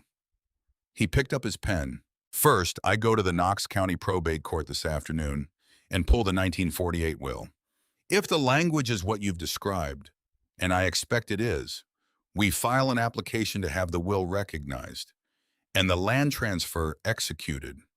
The process will take some weeks, but the outcome should not be in serious doubt, given the documentation. In Sterling Development, they will receive notice of the probate application as a matter of procedure, since they have been a party of record in title disputes involving this parcel. They will object. They will object. Their objection will be that the will's condition was never formally certified as having been met. Can they win that argument? He considered. The condition requires legal ownership of the farmhouse and the act of lighting the fire. Your ownership is documented by the county transfer, which is clean. The act of lighting the fire is not independently certified. He paused. But Patricia can testify. Thomas Bennett can confirm he was at the farm the following morning and saw that a fire had been lit. The ash in the firebox will be consistent with a fire lit within the past several days. Their timeline objection will be difficult to sustain. What about my parents? He set his pen down. Tell me exactly what Diana said about that. I told him. That Diana had told my parents to sign something, that she had been representing herself as having authority over my interests. He thought about this for a longer time. If such an agreement exists, and if it was executed naming you as a party, without your knowledge or consent, while you were under 18, it is not enforceable against you. A minor cannot be bound by a contract they did not sign and were not legally represented in. He paused. However, depending on the language, it may create a problem for your parents. They may have represented to Sterling Development that they had authority over your assets and your future legal interests, which they did not. What happens to them? That depends on what they signed and what they represented when they signed it. He looked at me directly. I want to be clear. My obligation in this matter is to you and to the protection of your legal interests in this property. What happens to your parents as a result of the contracts they entered into is a separate matter. That will involve other lawyers. I nodded. One more thing, he said. He picked up the sealed journal pages. He read the passage about Edward Sterling, the nature of the 1945 land transfer. He set the pages down. This information, if it becomes part of the public record of the probate proceeding, will be uncomfortable for the Sterling family. Their current business interests depend in part on the family name and its history in this county. I'm not trying to embarrass anyone. I understand, but the history is part of the documentation that establishes the legitimacy of the land transfer. It may not be possible to establish one without presenting the other. Then we present it. He nodded once. All right. He gathered the documents into a careful pile. He stood up. I'll go to the probate court this afternoon. I'll call you when I have the will in hand. He paused. Where are you staying? The farm? He looked at me over his reading glasses. The roof has a temporary patch. It's holding. He almost smiled. All right, I'll call you. I walked back down the worn wooden stairs. I stood on Main Street in Rockland. The harbor light was different from the Brookhaven light. More open, less sheltered. The kind that exists over working waterfronts. I needed to call my mother. I did not want to, but there was a thing I needed to know, and only she could tell me. I found a bench facing the harbor. I sat down. I took out my phone. I stared at it. I dialed. It rang 4 times. Catherine Brennan picked up on the 5th ring. Hannah. Her voice was thin. The way her voice had been thin for years. The way a voice gets when its owner has not been using it for herself for a long time. Hello, Mom. A long silence. I could hear something in the background. A clock. The kitchen clock. The one on the wall above the stove that she had been meaning to replace for 15 years. Where are you? She said. Well, Maine. Maine. Yes, Mom. Another silence. Diana said you had. Don't. I'm sorry. Don't tell me what Diana said. All right. I closed my eyes. I made myself slow down. I was not here to fight with my mother. I was here to ask one question. Mom, I need to ask you something, and I need you to tell me the truth. All right. Did you and Dad sign anything? In the last 6 months, anything that Diana brought to you? A pause, a long one. Hannah, Mom, there was a document. What kind of document? Diana said, she said you would benefit from it. She said it was for your protection. What did it say? I don't know, I didn't read it. I just signed where she pointed. I almost dropped the phone. You signed a document that you did not read, that my aunt brought to your kitchen table.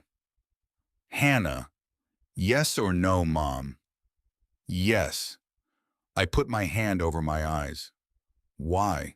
Because she has a house in East Greenwich, Hannah, and a car that she leases, and she works downtown, and she always knows what to do, and I never know what to do. Something in my mother's voice cracked. I never knew what to do with you. From the time you were 3 years old, you were not like me. You were like her. Like Diana. No Hannah like Eleanor. I sat very still on the bench. Mom, what do you mean? A long silence. Your grandmother and Diana. They never got along. From the time Diana was a little girl. Your father told me about it once. Only once. He was drunk. He doesn't drink. But he was drunk at a Christmas party, the year you were born. She paused. I could hear her breathing. Diana wasn't Eleanor's daughter, Hannah. What?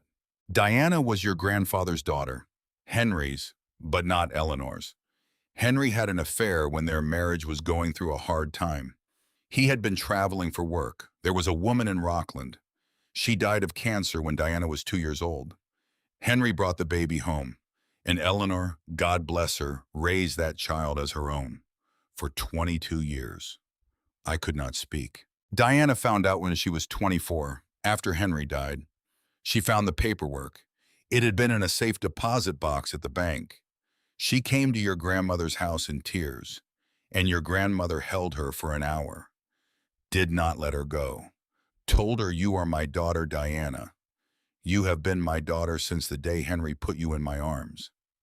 And Diana never forgave her for not telling her sooner, for raising her as a Brennan when she was really, I don't know. A Whitfield was her mother's name. Diana started using Whitfield in her late 20s. Your grandmother let her, did not say a word. Catherine paused. Diana hated your grandmother quietly. Hannah, for 20 more years. The way you hate someone you cannot stop loving. The way you hate someone you cannot tell anyone you hate. And when Grandma left me the ring, Diana came to the funeral. She did not speak. She sat in the back. And after the burial, when everyone else was at the house, Diana came up to me in the kitchen. She said, Catherine, that ring should have been mine. Oh my God. I told her it was just a ring. I told her you were just a child. I told her not to think about it anymore. Catherine was crying now. I should have known then. I should have known. I held the phone away from my face. I looked at the harbor. A seagull screamed somewhere above the dock. The whole picture rearranged. Diana had not been monitoring listings. Diana had been monitoring me for 4 years, since the day Eleanor died and the ring went to a 14-year-old girl instead of to her. Diana had been watching and waiting for me to do something Eleanor-shaped, something she could use to push me out of the family, to erase me, the way she had been erased. And the morning of my 18th birthday, the first day I could legally sign a deed, she had moved. She had not just been waiting for the listing, she had been creating the conditions. By telling my mother I needed direction, by telling my father I was throwing my life away, by packing a suitcase that pushed me out the door on the exact day a buyer with my credentials could file on a $1 property. She had not known about the land. She had known about Eleanor. And the idea that Eleanor's granddaughter might find something Eleanor had hidden was enough to make her move. Because Diana wanted to be the one who found it. Diana wanted to be the one who took it. Diana wanted to be the one Eleanor had finally chosen, even if it was too late. Mom? Yes, Hannah. I need you to do something. All right. I need you to talk to a lawyer. I'm going to give you a name. He is not my lawyer. He cannot represent you, but he can tell you who can. All right. Mom, the document Diana had you sign, it is going to come up in a courtroom in Maine in a few weeks, and it is going to be examined by people whose job it is to examine documents like that. All right. You are going to need representation. A long silence. Hannah, I am so sorry. I closed my eyes. I waited for the rage to come. It did not come. What came instead was something stranger, a kind of pity, because my mother was 46 years old, and she was sitting in her kitchen on Clement Street, with a clock she had been meaning to replace for 15 years, and she was just realizing, for the first time, that she had spent her whole adult life letting another woman make her decisions for her, and the price of that realization was watching her only daughter leave. Mom, yes, I love you. She started crying harder. I'm going to send you a name and a number. You call him tomorrow morning, first thing. All right, all right. And Mom, yes, Hannah, I'm going to be okay. I hung up. I sat on the bench in front of the Rockland Harbor for 10 more minutes. Then I stood up. I walked to the bus stop. I went home. I called the farmhouse home now. I had not realized I was doing it until I did it. The ride from Rockland took 50 minutes. I stared at the spruce going by the windows. I stared at the granite outcroppings. I stared at the slow procession of stone walls. I thought about Eleanor.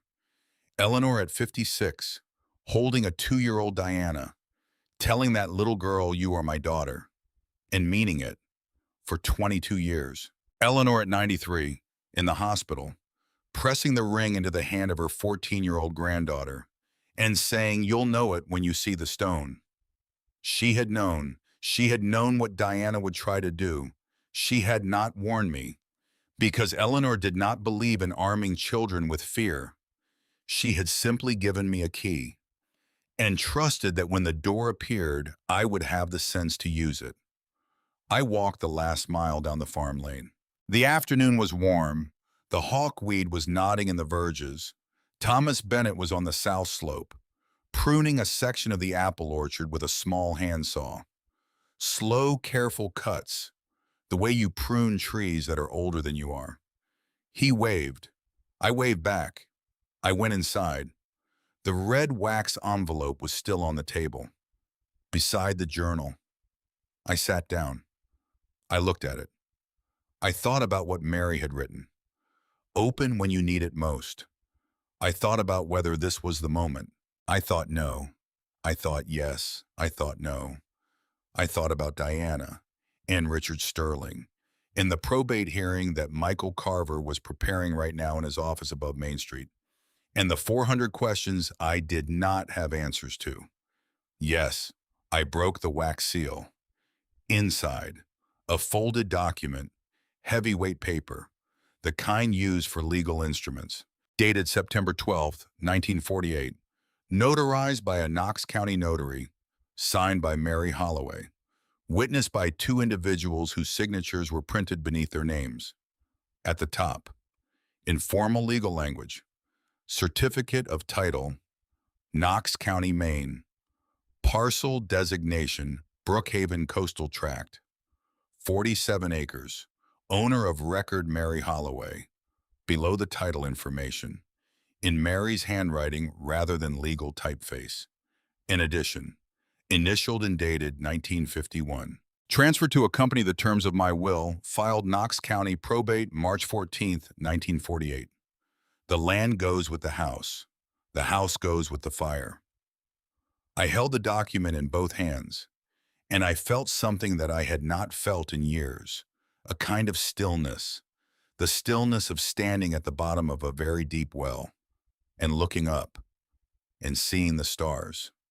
Because Mary Holloway, sitting in this exact room in 1948, had written the words that would protect me 78 years later. She had not known me. She had not known my name. She had not known what I would look like or what trouble I would be in. She had simply trusted that someone would come and that whoever came would need this. There was something else inside the envelope, a second sealed packet, smaller, tied with the same wax cord. I opened it. A photograph, black and white, small, the corners curled. Eleanor, 17 years old, standing in front of this farmhouse, in what looked like late spring, maybe April. Her hair was dark, long, pulled back. She was wearing a plain cotton dress, and she was holding Mary Holloway. Holding her, not posed beside her, holding her. Mary's face was turned into Eleanor's shoulder. You could see only the back of her head, her dark hair pulled into a knot, her shoulders shaking under the embrace. Eleanor's face was turned slightly toward the camera, not smiling, not crying, just present, just there, just doing the only thing 17-year-olds know how to do for 35-year-olds who have lost everything. Be there. I turned the photograph over. Mary's handwriting. Tighter, faster, like she had written it sitting down at the kitchen table. After Eleanor had gone home for the night. Eleanor lost her brother in North Africa in February. She got the telegram a week before Walter's. She came here straight from the post office. She held me for an hour before she said a word. She did not tell me she had her own telegram in her coat pocket. I found out from her mother 3 weeks later. She knew how to hold me because she was already holding the same thing. I could not see the photograph anymore. The room was blurring. My grandmother Eleanor, 17 years old, had lost a brother in the war. In February of 1943, a week before Mary lost Walter, and she had walked straight from her own grief to Mary's kitchen with a telegram still folded in her coat pocket, and she had not said anything about her own loss. She had just held a woman who was about to receive the same telegram, and then she had walked back home to grieve, alone, for 79 years. I touched the ring, the pale stone. The stone Eleanor had worn every day. After Mary gave it to her in 1949, the stone she had pressed into my palm in a hospital room when she was 93 years old and dying, and telling me this ring came from a place that's waiting for you. She had not just been giving me a piece of jewelry. She had been giving me what Mary had given her, which was the only thing that had ever helped, which was a place to put a grief that nobody else knew about, a place that could hold what the heart could not carry. I put my face down on the table. I cried, not for myself, not for Diana, not for the farm or the lawsuit or the 47 acres of coastal land. I cried for a 17-year-old girl in 1943 who lost her brother and did not tell anybody, who walked to her neighbor's house with a telegram in her pocket and held that woman for an hour before saying a word, who carried that secret quietly until she was an old woman dying in a hospital bed in Providence, who pressed a ring into the hand of her 14-year-old granddaughter and said the only thing she could say. This came from a place that's waiting for you. She had been telling me, I survived because someone held me, and someone before her had been held, and someone before her. Go find the place. The place will hold you too. I cried for a long time. The afternoon light moved across the floor. Thomas Bennett did not come in. He must have seen through the window. He stayed in the orchard. pruning, quietly, letting me have the room. That was a kindness. I added it to the list of kindnesses I had received in 3 days. The list was getting long. The preliminary hearing was on a Thursday morning in Rockland. 2 weeks later, I wore the cleanest of my canvas work pants, a flannel shirt of Eleanor's, my grandmother's leather bag over one shoulder, with the tin box, the journal, the land certificate, the letter from 1965 that Michael Carver had retrieved from Patterson's old firm during the second week. After he had filed the probate application and Sterling Development's lawyers had filed their objection, Patterson's old firm had kept Mary's papers for 61 years, including a letter Mary had written in 1965, 14 years after she left Brookhaven. The letter said, "I am writing this because I have been thinking about the farm for 14 years, and I have something to say that I did not put in the journal." Eleanor Pruitt was the finest person I have known. She sat with me in the hard place without trying to move me out of it before I was ready. That is the most valuable thing one person can do for another, to sit with them in the hard place, without trying to move them through it before they are ready. If you are reading this, Eleanor trusted you with the ring, and that is enough for me to know what kind of person you are. The letter was 3 pages long. I had read it 40 times. I would read it 40 more times in my life. Michael Carver met me on the courthouse steps. "You ready?" "Yes." He looked at me. "You are calmer than I would be." "I have read this woman's journal 100 times. She is calmer than you are too." He smiled, the first real smile I had seen on him. "Let's go in." The hearing room was smaller than I had expected. Wood-paneled walls, a high ceiling, the smell of old paper, and the particular quiet of places where consequential things are decided. Calmly. The judge was a woman in her 50s, reading glasses, an expression of careful neutrality. At the respondent's table, 2 lawyers from a Portland firm, representing Sterling Development, both in suits that communicated expense without ostentation. Richard Sterling himself was not present. Diana was not present either. Michael had told me Diana had retained her own legal counsel. Following the discovery that the agreement she had executed with my parents was based on representations of authority she did not possess. I sat at the petitioner's table. I turned around, once, to look at the gallery. Patricia Doyle was in the second row. Thomas Bennett was directly behind her, and next to Thomas, in the same row, were 9 other people, women, all of them, except for one elderly man at the end. Women between 65 and 90 years old, women I had never seen before. But they had seen me.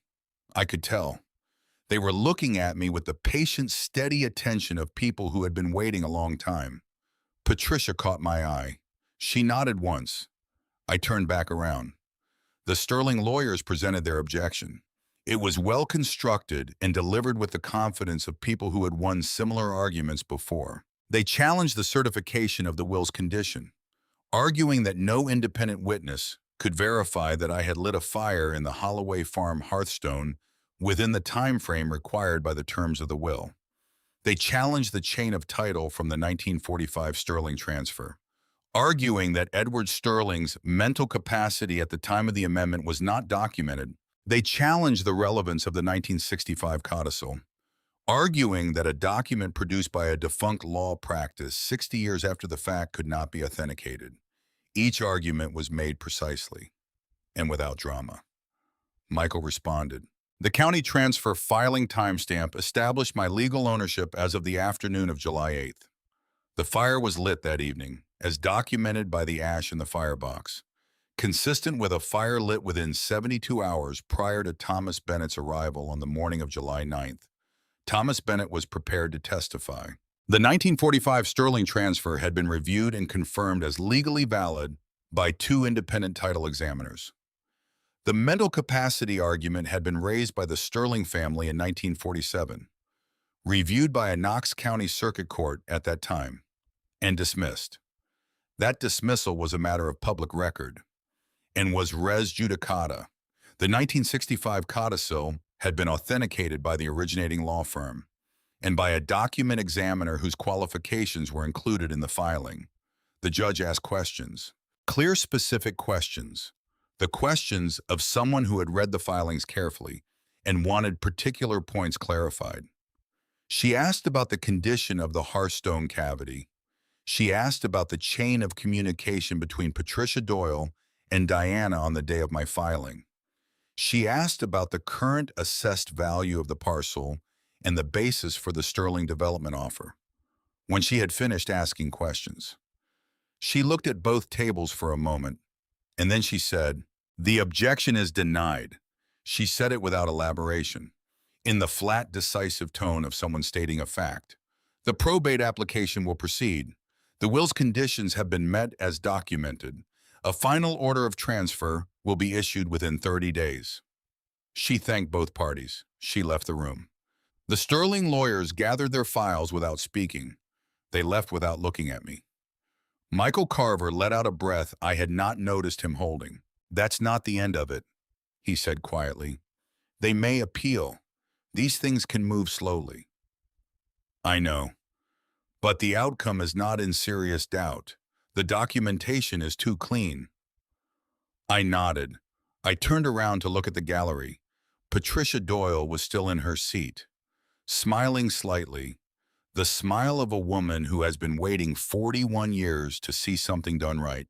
Thomas Bennett was leaning forward, hands on his knees, eyes closed, the way a man closes his eyes when he has just received good news and does not want anyone to see what it does to him. And next to Thomas, in the second row, a woman in her 70s, pale blue cardigan, white hair pinned at the nape of her neck. She was crying, quietly, tears running down her face, without making a sound. Patricia leaned over, touched the woman's arm, whispered something. The woman nodded. She put her hand over her face. Michael was gathering papers. I leaned toward him. "Who is that?" I said. He looked. "That," he said, "is Margaret Whitfield Hayes, 71 years old, lives in Camden. She is the great-granddaughter of Clara Beale's sister." I stopped. Clara Beale, Mary's mother. Yes, Clara had a sister who stayed in Knox County when Clara left. That sister raised her own children here. Margaret is one of the great-granddaughters of that line. I looked at her. She had taken her hand from her face. She was looking at me, across the wood-paneled courtroom, across 78 years of family history, across 3 generations of women who had been erased from the record. She mouthed 2 words, "Thank you." I could not breathe. I nodded. I held up one hand, pressed the ring against my chest. She nodded back. We walked out of the courtroom. Michael went one way, to his office. I walked the other way, toward the harbor. The gallery emptied behind me. Patricia caught up first, Thomas behind her, the other women in a loose group, walking the way old women walk together when they have all known each other their whole lives. Margaret Whitfield Hayes was beside Patricia. She stopped me on the courthouse steps. She did not introduce herself. She did not need to. She took both of my hands. Hers were cold. She looked at the ring, then at my face, then at the ring again. "My great-grandmother was Clara's sister," she said quietly. "Her name was Eliza. She stayed in Knox County when Clara left for Rockland in 1907. The family did not talk about Clara, because Clara had been a housekeeper, because Clara had a daughter without a husband, because the Sterlings were powerful in this county. And it was easier to forget her than to defend her." She paused. Her voice was steady, the way an old voice gets steady when it has been waiting too long for a chance to say something. "I have known about Mary since I was 16 years old. My grandmother told me on her deathbed. Mary Holloway was my cousin. Edward Sterling was her father. The family is not what they say it is. Do not forget." She squeezed my hands. "I have not forgotten." She looked at me with her eyes that were old and dark and wet. "I never thought I would live to see this. I never thought any of us would live to see this. I looked at the other women behind her, 8 of them, Patricia, and 7 I had not yet met. All of them were watching us. Margaret Whitfield Hayes lifted my hands. She turned them slightly, so that the ring caught the harbor light. "She came back," Margaret said softly, "through you. Mary came back, because Eleanor sent you." She let go of my hands. She turned. She walked away, down the courthouse steps, toward a small car at the curb, her shoulders straight, like a woman who had set down a weight she had been carrying for 55 years. I watched her drive away. I did not move for a long time. 3 weeks later, the final order of transfer arrived by certified mail, 47 acres, in my name. I sold the easement on 14 acres of tidal wetland to a coastal preservation trust. They paid enough to cover the restoration and basic living expenses for several years. I kept the remaining 33, including the farmhouse, the kitchen garden, the apple orchard, the collapsed outbuilding whose stone I would rebuild, and a stretch of shoreline I walked to every morning when the light was right. I did not become wealthy. I became something better. I became settled. In October, before the weather turned, I called my father. He answered on the second ring. "Hannah." "Dad." There was a long silence. I did not fill it. I let him have it. He said, "Your mother told me about the document." "All right." I read it after she told me. I should have read it before. "Yes, Dad." I am ashamed. I closed my eyes. I had not expected him to say that. "Dad." "Yes, Hannah." "Tell me what you are doing today." A pause. "What?" "Tell me what you are doing today, right now, with your day. Tell me." A longer pause. "I am at work. I am at the desk in my office, looking at a spreadsheet about the third quarter tax projections for a regional grocery chain." "And how does that feel?" The silence on the line was the longest of any silence I had ever heard between us. When he spoke again, his voice had changed.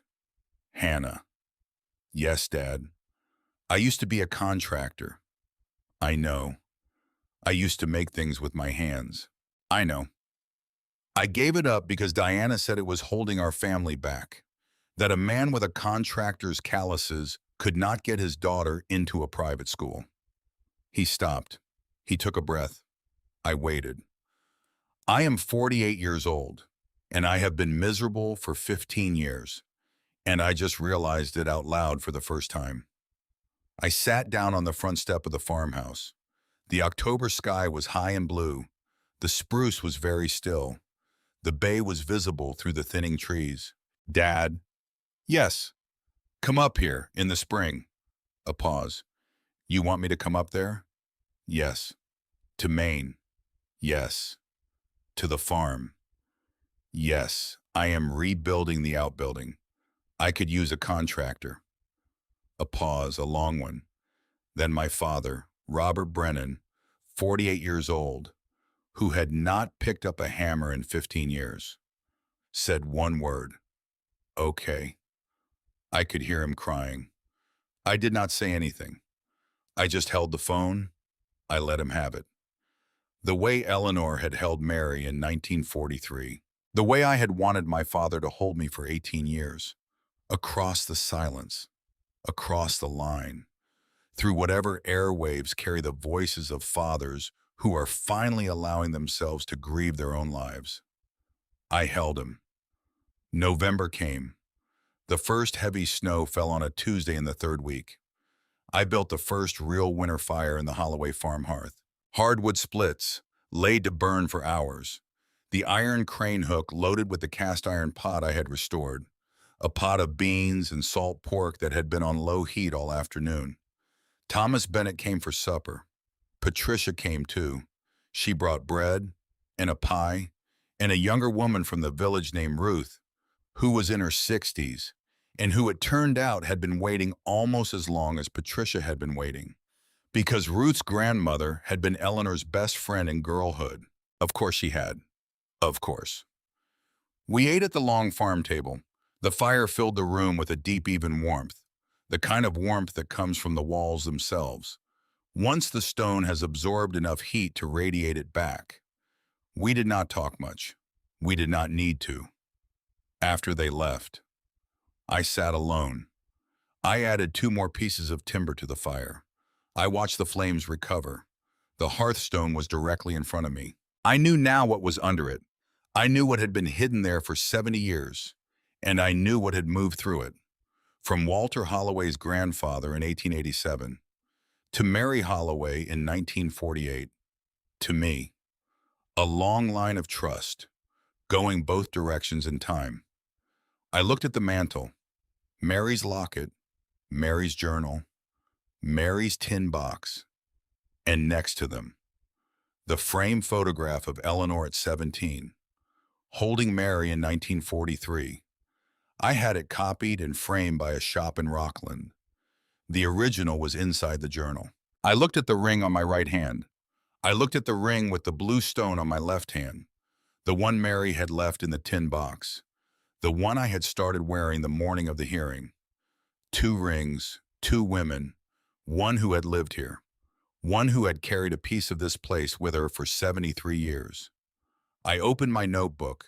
I turned to a blank page. I wrote at the top, spring work, outbuilding stone, orchard pruning, garden beds, chimney inspection. Father arriving in April. I looked at the list, then below it, I wrote one more line, not a task, not a measurement, just the thing that had become true. The hearth holds what the heart cannot carry. I used to think that was about secrets. Now I know it is about love. The love the women before me left for me. Even when they could not be here to give it themselves, they put it in stone, in paper, in a small ring, and they trusted that I would find it. I found it. Now it is my turn to hold it. For whoever comes next. I set the pen down. I closed the notebook. The fire burned low in the firebox, the coals settling, with the particular patience of things that have been burning a long time and know how to finish. The light from them was orange, steady, falling across the hearthstone, the flagstone floor, the granite walls, the mantle, the locket, the journal, the 2 rings on my 2 hands.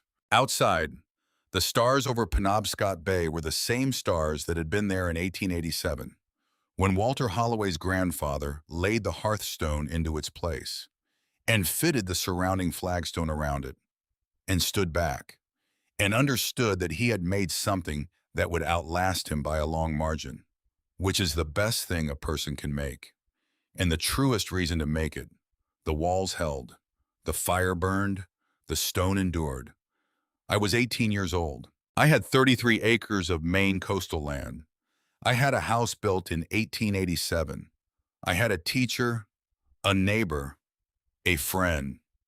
I had a network of women I had not asked for, who had been waiting for me, some of them for 40 years. I had a father who was coming in the spring, a mother who was learning to read the documents she signed, and a grandmother who 83 years ago, at the age of 17, had taught me a thing I would spend the rest of my life trying to do for somebody else. To sit in the hard place without trying to move them through it before they are ready. I sat by the fire for a long time. I did not need to write anything else. The fire said it, the stone said it, the walls said it, the 2 rings on my 2 hands said it. Some things are made to last, and the women who make them are made to last too.